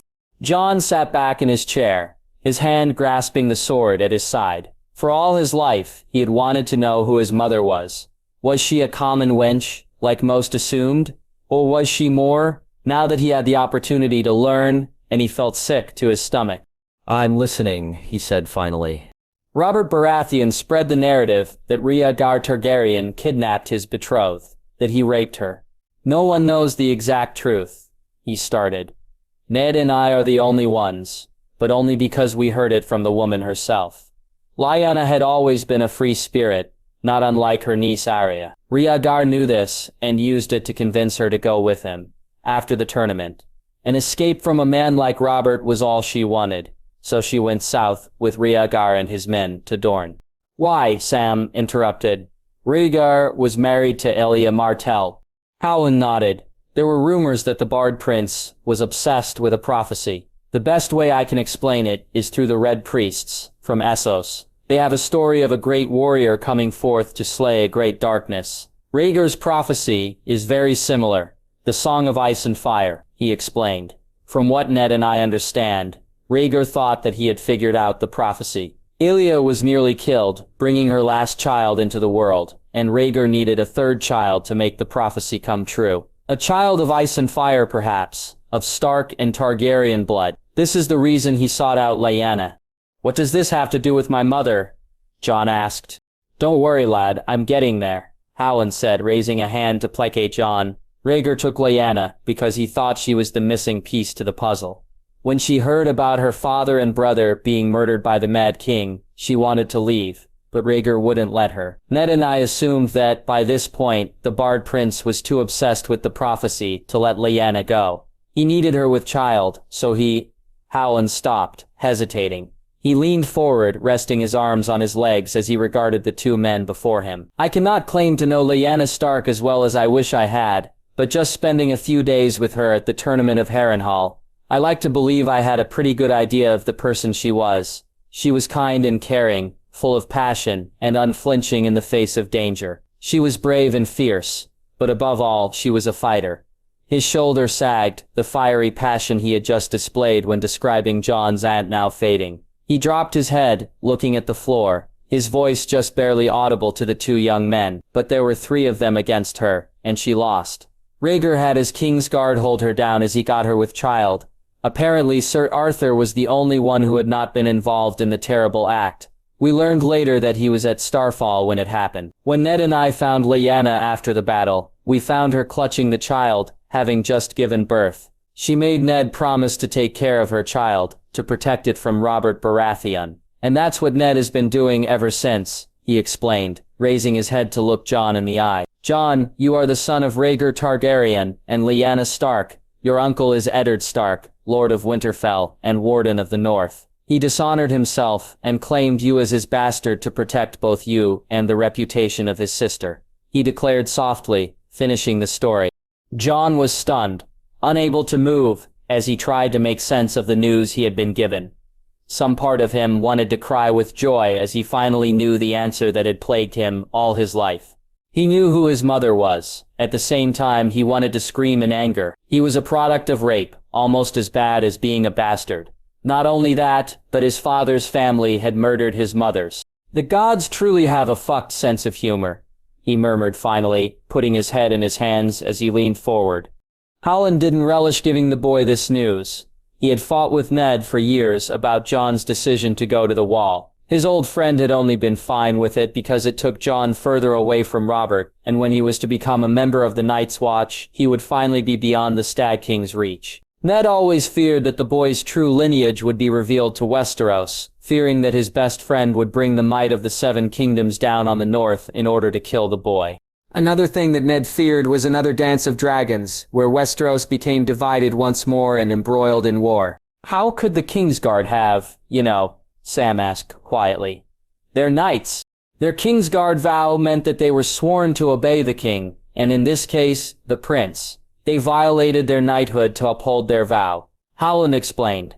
Arthur Dayne, even though he did not participate in what happened to Lyanna, was still sullied by his comrade's dishonor. When Ned found him, just before the fighting started, he said, "I wish you good fortune in the wars to come." I think he knew that he wasn't gonna die. Why's that? Sam asked. Arthur Dayne was the noblest knight in the realm, lad, Lord Reed explained. Even though they fought each other, Ned still refers to him as such. I have no doubt that he was angered by what happened to Lyanna, but Rhaegar was his friend and his prince. He, like the others, were torn between what was right and what was their duty. In the end, when he and the others fought our group, he chose his duty above all else. Reed sighed, running a hand through his hair, for once looking his age. Of course, this is all speculation. I have not a bloody clue that was going through those men's minds. They protected a madman. I don't think they even knew their own minds. Eddard Stark is my father, Jon said suddenly. Howland arched an eyebrow, nodded. He raised you as his own, Jon, and he loved you just as much. He is your father in all but blood. Doesn't this mean that Jon is the rightful king? Sam asked. He knew his history, and with the rest of Rhaegar's children murdered by the mountain, all that was left was Jon, Rhaegar's only surviving heir. No, Jon shouted suddenly, startling his friend. I will never be king. No one said you had to, lad, Howland said calmly. You are your own man, and you are free to do as you wish. Why did my father never tell me this? Jon all but snapped. All the hardship I had to endure thinking I was a bastard for all my life. Why was I never told? You were the only thing Ned had left of his sister, Howland explained calmly. Robert had sworn to kill the last of the Targaryens, and Ned would have fought tooth and nail to keep you alive. By making the whole realm think that you were his bastard, he kept you safe. Jon couldn't say anything. The logic made sense. His father, the one who had raised him, had sullied his honor, dealt with the nagging of his wife, all to keep Jon around. He also had to live with the fear that his best friend might one day learn the truth and try to kill Jon. If anyone dealt with more than Jon, it was Eddard Stark, truly the most honorable man in Westeros. "So what now?" Sam asked after a few moments of silence. "We're going south to be with Robb," Jon said firmly, sitting up in his chair. "If Eddard Stark is still my father, then Robb is still my brother. Blood be damned." Howland nodded. "I thought as much. I see that you have a Valyrian steel sword at your side. Dark sister, I presume?" Jon nodded. "How did you know?" "Just a guess," he shrugged. "I've always wondered if the Bloodraven had left the sword with his family at the wall when he disappeared. It seems Aemon found out about your birth and gave you the sword," Howland explained, walking over to a nearby chest. Using a key he pulled from around his neck, he opened the chest and pulled out a long parcel, tossing it to Jon as he retook his seat. "Now that you know the truth, it's only right that you have this too." Jon unwrapped the parcel, finding a sword within. It was a hand-and-a-half sword. A massive ruby sat on the pommel, while the gold steel crossguard curved up towards the blade. The metal itself had waves of black running the length of the blade. "Valyrian steel." "Blackfire," Jon guessed. Howland nodded. "It was found in the Tower of Joy. I looked through the library at Winterfell. All the sketchings and written appearances confirmed the fact." "Where did you find it?" Sam asked.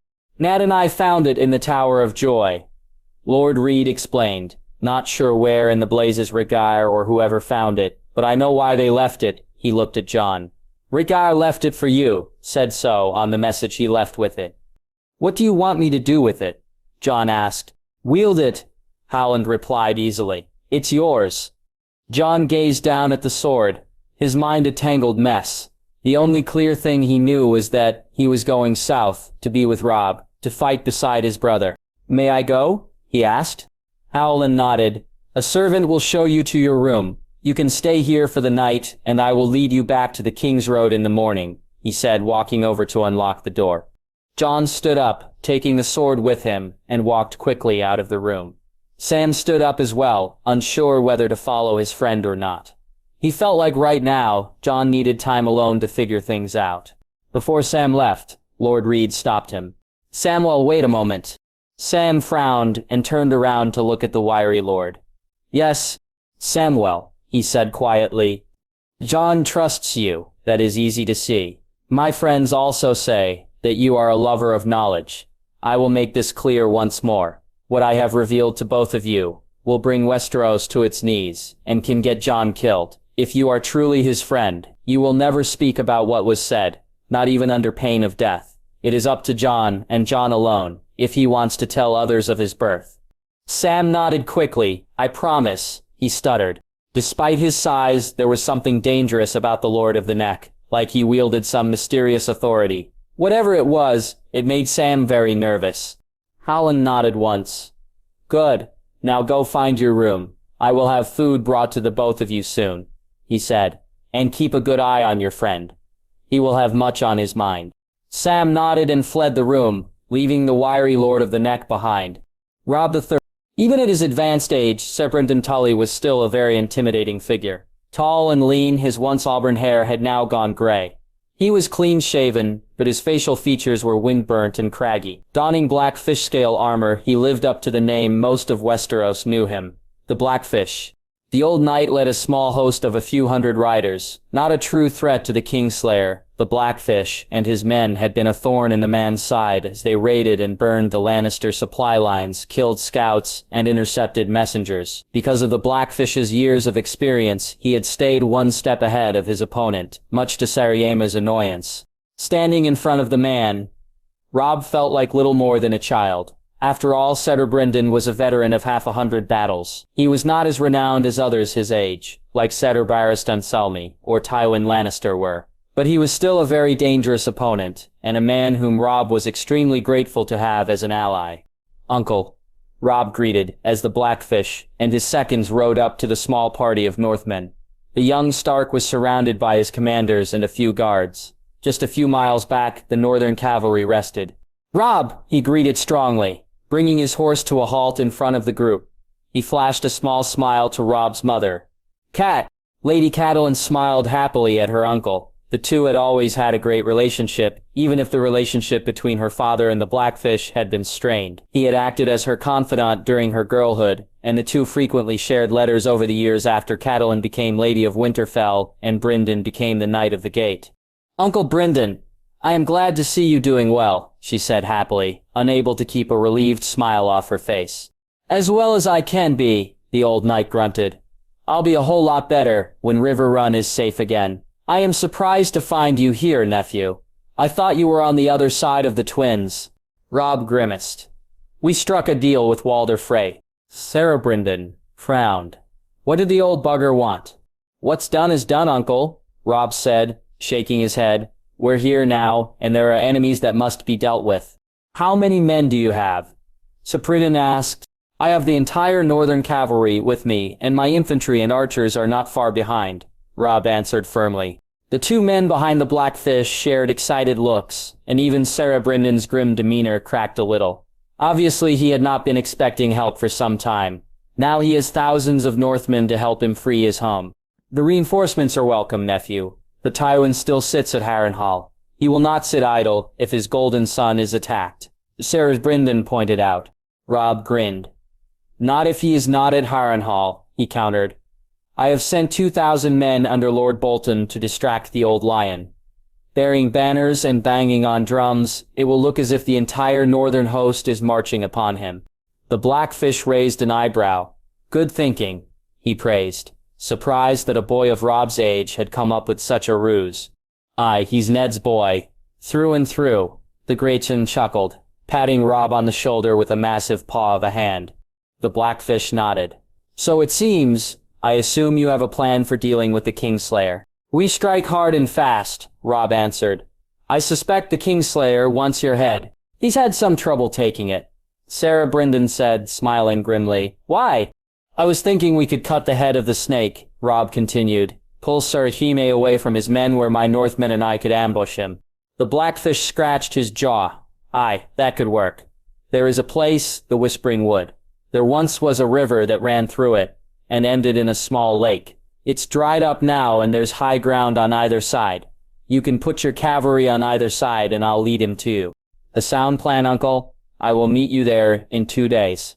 Robb said. Then we shall catch ourselves a lion. Line break. The Whispering Wood was the perfect ambush spot. Far enough away from Riverrun, the dried riverbed was flanked by ridge lines that sloped down into the gully, and the dried lake formed a natural cutoff point. The forest around the area grew close together, allowing the northern cavalry to completely disappear amongst the trees. Robb shifted in his saddle as he looked over the gully. He had divided his cavalry into 3 divisions. Lord Hawker commanded 2,000 men across from Robb's position, while Maiden Mormont commanded another 2,000 further east, where the Blackfish would be coming through. Her job was to pick off any enemy trying to flee the battle. Robb commanded the final 2,000 riders, supported by his war council and his battle guard. Robb's battle guard consisted of northern nobles, whom Robb had picked as a way of honoring his bannermen. Among them was the Greatsheen's son Jon Umber, otherwise known as the Small Jon, heiress to Bear Island Daisy, Mormont, Eddard and Torrin Karstark, Ian and Brandon Hawker, Theon of course, and many others. The only outliers of the group were Sarah Perwyn and his brother Olivar. Both wore leather and chainmail, their shields painted with the sigil of their house. Altogether, Robb had close to 20 warriors around him. Greywind was at Robb's side, his eyes ceaselessly roaming the riverbed as he sniffed the wind. He had grown quickly over the past months, and was now as big as a large hound, except no hound looked as fearsome as Robb's companion. The young lordling was interested to see how the Lannister mounts reacted to the beast. Robb rolled his shoulders, trying to ease the anxiety inside himself. He wore a mixture of steel plate and plated leather over chainmail, with a white tabard bearing the grey direwolf of House Stark over it all. He had an oaken shield strapped to his saddle, and a longsword at his side. He wore no helm, wanting his men to see who fought beside them. The Epton nudged his horse closer to Robb. He was dressed for war, as well, armored from shoulder to thigh with steel plate and chainmail. At his side, he wore a longsword, while he had a short bow laid across his lap. He may not have been the swordsman Robb was, but he excelled as an archer. You ready? He asked quietly. Robb nodded. And you? Depton smirked. Let's fuck 'em bloody. Robb chuckled and turned his attention back towards the gully as the sounds of hooves began to ring through the forest. Like the calm before the storm, the thunder of hundreds of horses became louder as they approached. Soon, war cries and curses could be heard as well. Robb mentally steeled himself as he drew his sword, gripping the reins of his charger just a bit more. He remembered what his father had said about war when he was younger. Don't think, just allow your instincts to take over. They will keep you alive. Robb thought back on all the lessons Sarah Roderick had given to him over the years. The elderly knight had trained him with a sword as soon as he could walk. Robb knew that he was ready to fight. Now he just needed to prove it. The gully was suddenly filled with cavalry, as rivermen came galloping through, urging their mounts faster as the Lannister cavalry gave chase, jeering and shouting curses, thinking that they had finally captured the Blackfish. There seemed to be 1,000 of Lannister cavalry in the riverbed, turning the area scarlet and gold. Robb raised his sword, kicking his heels into the flanks of his horse.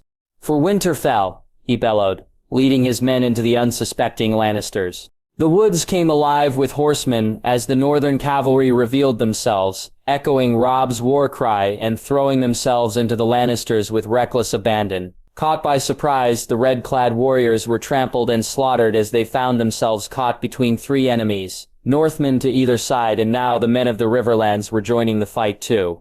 Grey Wind howled as he leapt at an unsuspecting knight, unseating him in a flurry of tooth and claw. The man went down with a cry as he was mauled by the wolf, his horse bolting into the woods as soon as the knight was gone. Other horses reacted to Grey Wind's scent as well, bucking against their riders in an attempt to get away from the wolf.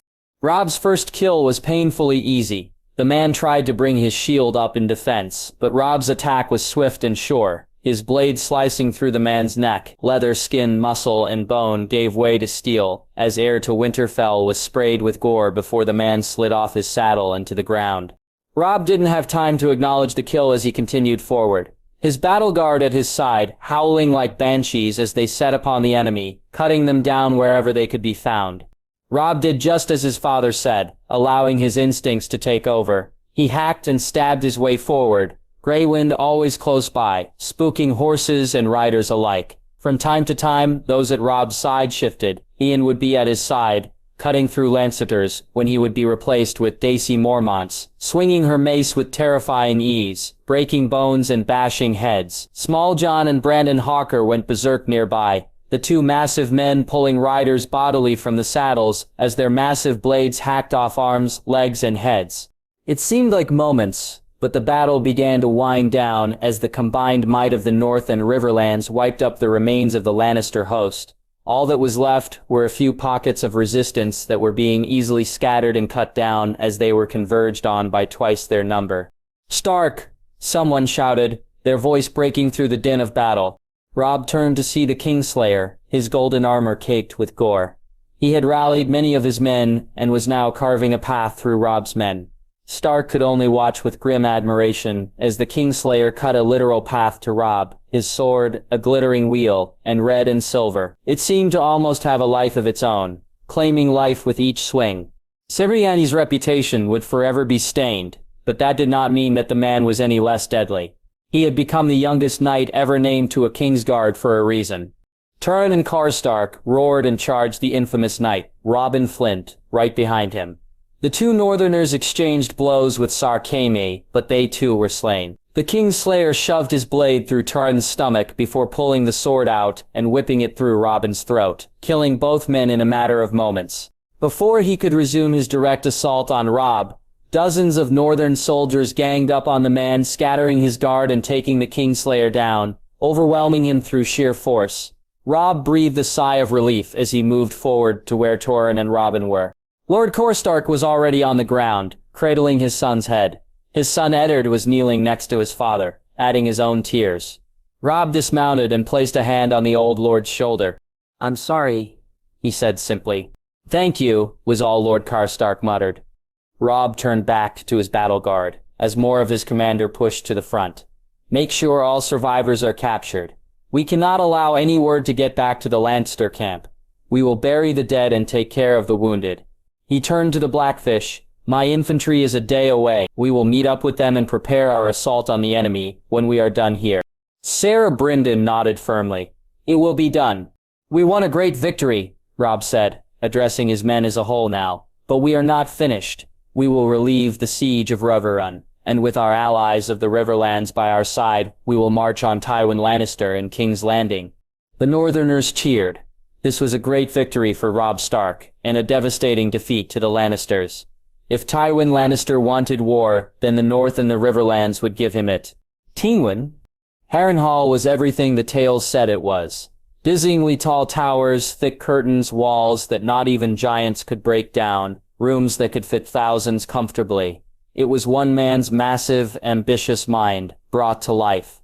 Harren the Black was many things, and history would not remember him as any sort of hero, but it could not be said that he did not do things by half measure. Even in the state of decay that the fortress was in, it was still one of the most, if not the most, fortified castle in all of Westeros.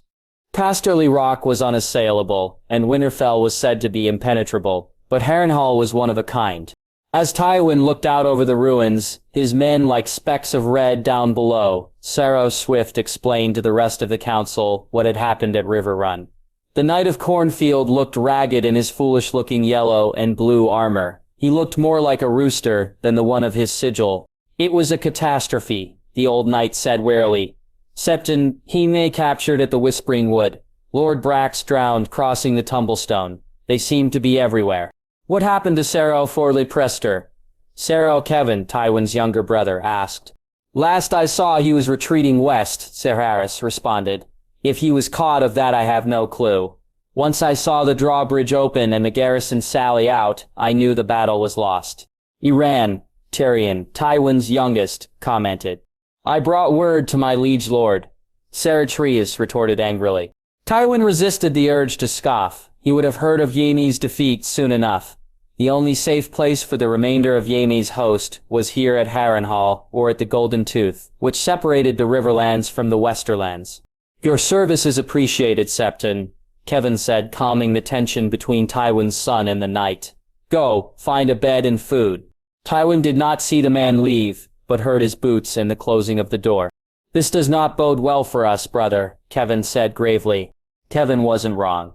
The Stark boy had proven to be smarter than Tywin anticipated. Ambushing the Yame while luring Tywin's own army away from Harrenhal had been annoyingly clever and extremely successful for the boy. Most of Yame's host of 15,000 had been wiped out by the Northern Army, with the likes of Adam Marbrand and other Westerland nobles now in Stark's hands. Not to mention Jaime. Now the young wolf was in the perfect position to bring the lords of the Riverlands under his banner. It put Tywin in a precarious position. He stood between the Starks and King's Landing, but barely anything stood between the Northern Army and the gold-rich Westerlands. Tywin had left a strong garrison at the Golden Tooth when he had first entered the Riverlands, but against a host the size of Stark's it wouldn't hold for long. Thankfully the Stark boy wouldn't dare attack west, not when his precious father was still imprisoned in King's Landing. We should go after them now, Ser Reynold Westerling urged. They're still gathering their forces. We should attack them before they are at full strength. They have more men than us, Kevin answered grimly. We all heard Serret Harris's report. Kaima had to split his army into 3 camps to attack the castle. Kevin now addressed the entire council. We know what the boy wants, and we have it. I say we trade Yama and the others for Lord Stark and his daughters. A few others muttered their agreement, but most were simply waiting to see what Tywin would say. The older men in the council had been on campaign with the Lord of Casterly Rock before and knew that whatever he said, that would be done. He would allow his commanders to bicker and debate. But in the end, his word was law. Tyrion scoffed from his position at the other end of the table. He was cradling a glass of wine in his hand as he looked around at the council. He had been a late addition to Tywin's camp, emerging from the mountains of the Vale with a host of a few hundred mountain clansmen. So far they had proven useful, especially against the paltry force of infantry that Stark had sent after Tywin to lure him east. I doubt he'll agree, uncle, the dwarf remarked grimly. What's to stop him from coming here? After all, we are all that's left between him and his dear father. As you say, he does have more men than us, and will gain more by the day as the lords of the Riverlands, who hate us by the way, join his side. Stark is as green as grass. He wouldn't dare attack us. Lord Marbrand countered. Harrenhal is impregnable. Tyrion raised an eyebrow. That green boy just made us look like fools, he pointed out. We would do well to not underestimate him. He has proven that he is unafraid to take risks. Now he has the Blackfish at his side, and we know what that means. The others frowned, but didn't disagree with the imp. Brynden Tully was an experienced veteran who would keep Robb Stark from making any foolish mistakes. Tywin couldn't help but be impressed with his son, although he would never say it outright. Besides, the old lion had other things on his mind than the Stark boy in the north. Cersei and Joffrey were continuing to show their ineptitude, turning King's Landing into a chaotic mess. He had been named Hand of the King, but Tywin couldn't afford to leave the battlefield. Robb needed to be dealt with, and soon. Not to mention Renly and Stannis Baratheon. Robert's brothers had each raised armies of their own, placing crowns that they had no rights to on their heads. A knock at the door interrupted Tywin's thinking. He turned around, gazing at the door. "Come," he said, his tone cold and unwelcoming. A boy poked his head in, gazing anxiously into the emerald eyes of the most dangerous man in Westeros. He cleared his throat and entered the room fully, his hands fidgeting with the little message. "Forgive me, my lord, but a message from the capital," he stuttered. Tyrion sighed and held out his hand, gesturing for the boy to give it to him. The messenger quickly pressed the note into the imp's hand, bowed, and left as fast as he could. Tyrion unrolled the note, scanning the words before tossing the parchment on the table. "Fuck," he muttered, taking a long drink of wine. "Duke," Tywin ordered. Tyrion passed the message to his uncle while he spoke. "Ned Stark is dead," he said bluntly. Joffrey took his head on the steps of the Sept of Baelor. "So now the Starks will never accept peace, and the Faith can't be particularly happy either." The other commanders groaned, looking at one another. Tywin glared at them all, while Kevin offered the message to him. He took it without looking, his eyes still gazing at his counsel. After a moment, he looked down at the message. It was from Pycelle, Tywin's informant in the Red Keep. "Ye Stark killed, beheaded at the Sept of Baelor on the king's command." Tywin frowned and put the message down. Cersei and her son had placed their family in a dangerous position. Ned Stark was the only prisoner capable of getting Jaime back. Without him, the Stark girls would not be enough to get his son released, nor any of the other prisoners Stark had. "We should retreat to King's Landing," one man started before being interrupted. "We would be seen as weak by our enemies," another shot back angrily. "We should rally out full strength, and go after the Stark boy." "No surrender," one growled. "We should return to Casterly Rock."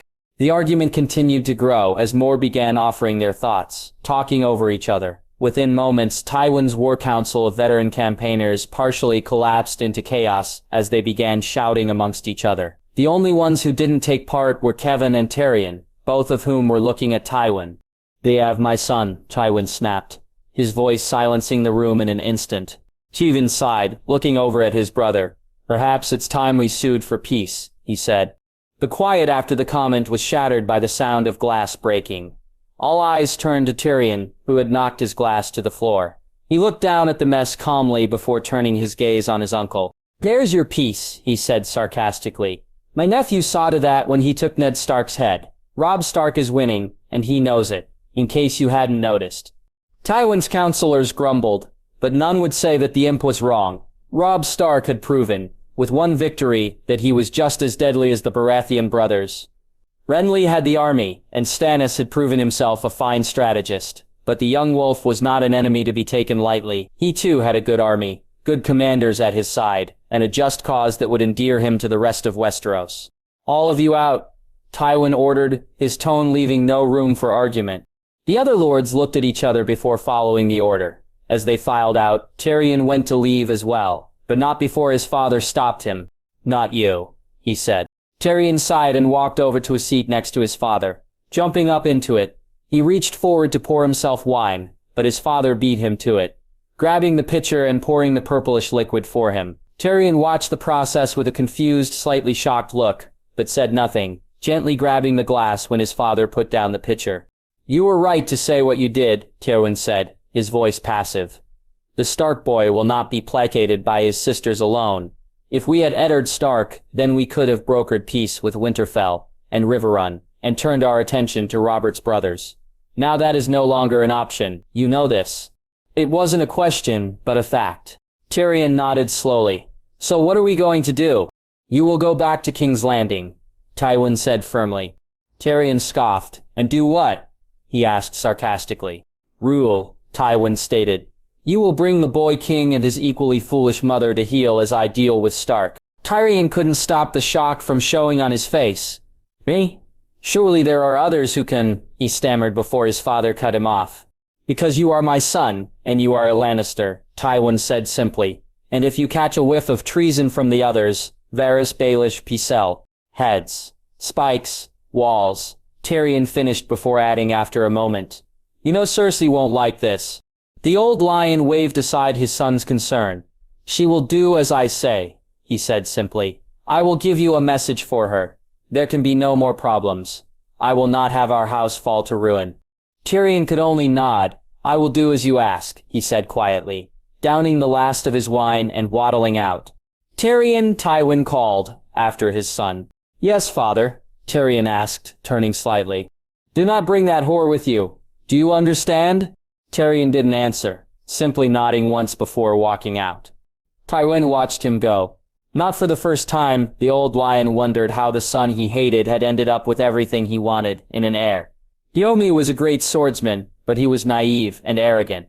Cersei thought herself clever, but she had the cunning of a blunt sword. She wielded her power like a bear with a sore head, lashing out at anything that annoyed her. No. Tyrion was not like his siblings. He thought things through, and was usually right in the end. When he faced an opponent, his ability to verbally attack someone with his mixture of intelligence and sarcasm left people angry and speechless, and when he sensed a weakness in someone, he exploited it and used it to his advantage. Whether that meant gaining that person as an ally, or destroying them soundly and without mercy. Tywin had heard his son's version of the events that occurred in the Eyrie. He had managed to get around the Tully girls and recruit the mountain clans of the Vale to make his own personal army. Indeed, Tyrion was more capable than Tywin wanted to admit.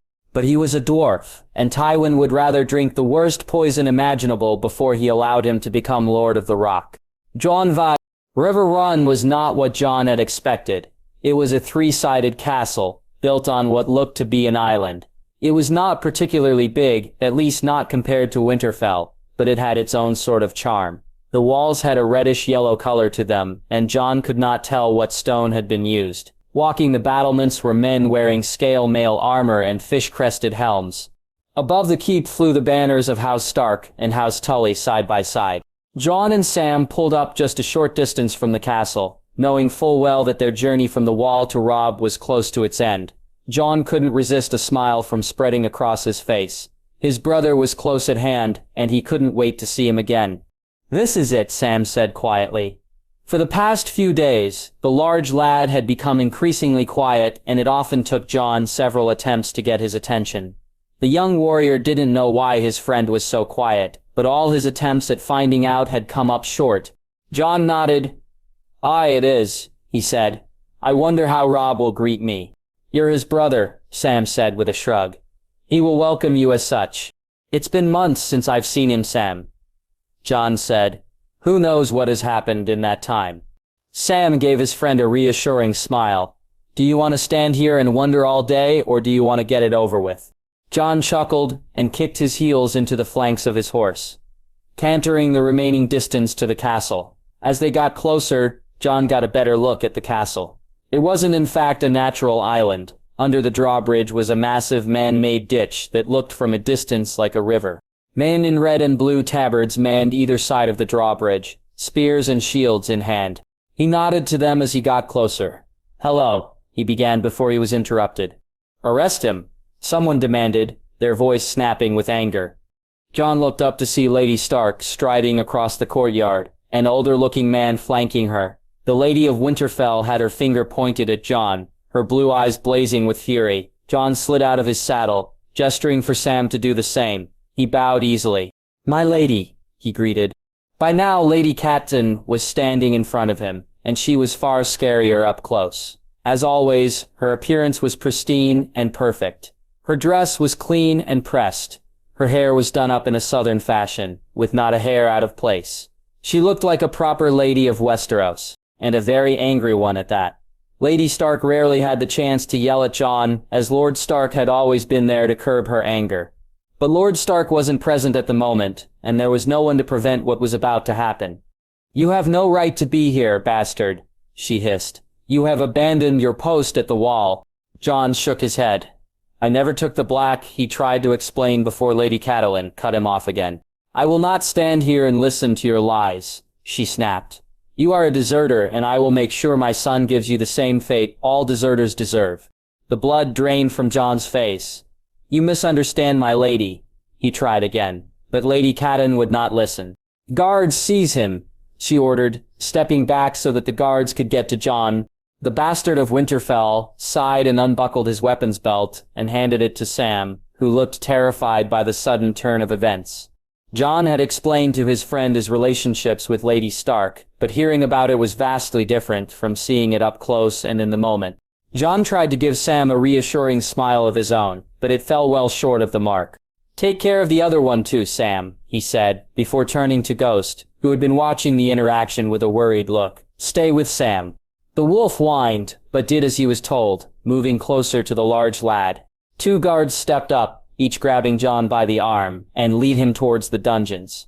With Jon gone, Lady Catelyn turned her attention to Sam, her eyes still alight with fury.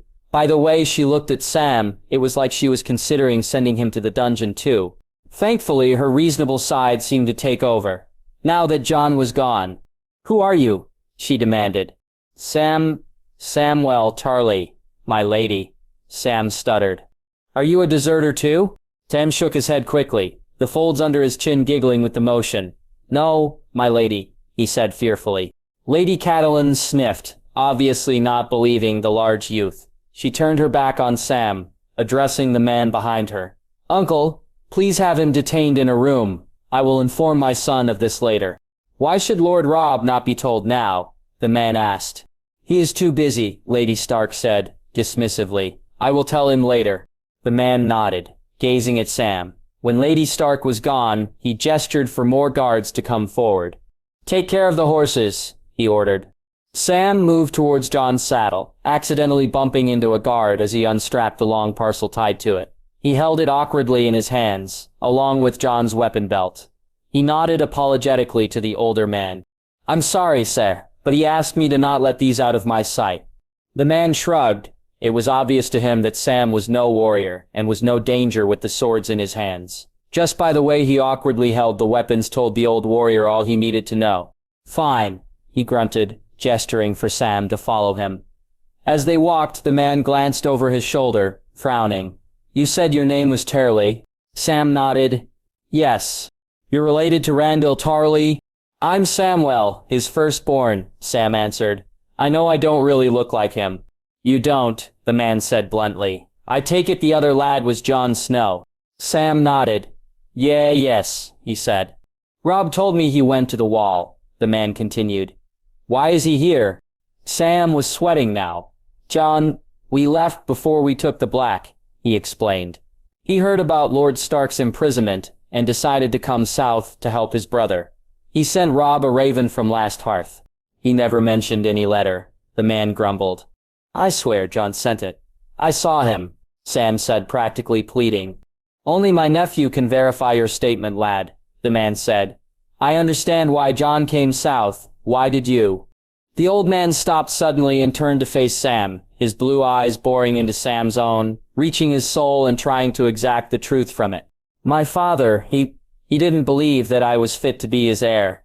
So he sent me to the wall. Jon became my only friend. When he was leaving, I asked to go too. I would have died within a month without him." Sam's shoulders slumped sadly. "I'm not much of a fighter." The man gazed at Sam, his face like iron. After a few moments, he nodded and opened the door behind him. "No, I don't believe you are. I can't speak for you or Jon's fate, but I do not believe that you are not deserters," he said. "But your fate is not for me to say. It is in Lord Robb's hands to do as he sees fit." Sam nodded slowly, entering the room. "May I know your name, Sarah?" "Brynden Tully." "You're the Blackfish," Sam said immediately. The only knowledge his father ever tried to drill into his head was about battle and fighting. The Blackfish was one warrior of many that Randyll Tarley made sure Sam knew about. Brynden nodded. Aye, the same. Sam glanced around the room. It was nice. Far better than a dungeon. He looked back at the aging knight. Jon may be a bastard, but he's also Eddard Stark's son. I know what I say doesn't hold much water, but Jon is still part Stark. If you believe anything, please believe that Jon would never abandon his duty. The only reason Jon is here is because he hadn't yet taken the Black. Ser Brynden frowned, but nodded. I will inform Lord Robb of that, he promised before closing the door, leaving Sam alone. Line break. Jon was roughly thrown into an empty cell, pain flaring in his shoulder as he landed on the rough flagstones. He grunted as he got back on his feet, glaring at the guards. I wasn't resisting, he growled. The two men shared a look before shrugging, slamming the iron cell door shut as they left. Jon huffed and looked around at his surroundings. All he had was a piss bucket and a scattering of hay to lie on. The bastard of Winterfell, someone mused from the cell across from Jon. Odd seeing you here? Jon turned to see a man appear from the shadows of the other cell. His once golden hair was dirty and matted down. He had the beginnings of a rough beard forming on the lower half of his handsome face, slowly covering his sharp jaw, but the smile and eyes were unmistakable. The Kingslayer's appearance might have changed since the last time the two had met in Winterfell, but one thing definitely hadn't. The man still had that damned smirk on his face. Covered in dirt and filth, locked in a cell in the depths of Riverrun, he still had the nerve to act arrogant. Sure, Aimee, Jon greeted coldly. I see you've done well for yourself in the war. Are you accommodating well to cutting down real warriors instead of old men? Sarshima's eyes narrowed as he glared at Jon. Careful, boy, he growled. I don't need a sword to kill you. I have more fight in me than an old madman, Jon shot back. You never answered my question, Ser Jaime commented, changing the subject. Why are you here? Last we talked, you were quite intent on freezing your balls off at the wall. I had a change of heart, Jon said. My father was wrongfully imprisoned by Joffrey. Ah, Ned Stark. Jaime drawled. How dreadfully unfortunate for him. But in case you haven't heard, he was committing treason. My father is the most honorable man in all of Westeros. Jon snarled. He would never commit treason. Jaime shrugged. Who cares, he said, walking back to sit on his bed of hay, leaning against the wall as he continued to gaze at Jon. We're in here. Who gives a shit what we think? I won't be for long, Jon said, trying to convince himself, as well as the Kingslayer. When he arrived, he did not expect to confront Lady Stark. Even when he tried to explain himself, she wouldn't allow him. His only hope is that Sam would be able to explain for both of them. Is that right? Ser Jaime asked sarcastically. You really think Robb Stark will welcome you with open arms? What's going to stop him from treating you like a deserter? Because I'm not, Jon cried. Jaime shrugged, closing his eyes as he rested his head against the wall behind him. Can you prove that? He asked. Jon glared at the Kingslayer, gripping the bars of his cell. Numerous insults came to his mind, but none would truly hurt the man. Tyrion was wrong about you. Jaime's eyes shot open as he glared at Jon. Wrong? He asked, his voice dangerously quiet. Jon nodded, pressing himself against the cold iron. He spoke so highly about you when he traveled with me to the wall, how you tried to help him ride when you were boys. I was fine with you being an arrogant prick, if it meant that you valued family. Now I know you know nothing of family. Ser Jaime growled. You have no idea what I've done for my family, bastard, he snapped. Do not lecture me about the importance of family. I actually know who my bloody mother is. Then Jon did something that Jaime did not expect. He smiled. I know who my mother is. Kingslayer, she died during Robert's rebellion and was 10 times braver than you could ever hope to be. Ser Jaime didn't reply, just glaring at Jon, who returned the glare with equal ferocity. One day you'll regret poking the lion, bastard, Ser Jaime said finally, and I'll enjoy the moment I plunge my blade into your throat. Just make sure I'm facing you. I'd hate for you to get a bad reputation for killing defenseless bastards. Jon shot back immediately, but who knows? Perhaps you'll be on the other end of my blade as well. Wouldn't that be a way for the infamous Kingslayer to go out, killed by a bastard? Careful what you wish for, boy, Ser Jaime growled. I am not the only lion still on the prowl. You better hope you stay down here.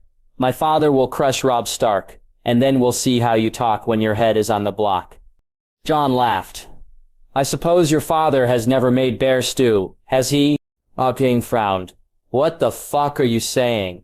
Jon continued to smile, knowing it was annoying the Kingslayer. The first step in bear stew is to kill a bear. Tywin Lannister has to kill Robb first, and that will not be an easy task. I promise you that. Shimei sneered but remained silent. He had no response to the bastard's insult, so he contented himself to imaging all the ways he would kill the boy when he was finally free. He would get his revenge on the Stark whelp and his bastard brother. They'd all fall to his blade. One day, a Lannister always pays his debts.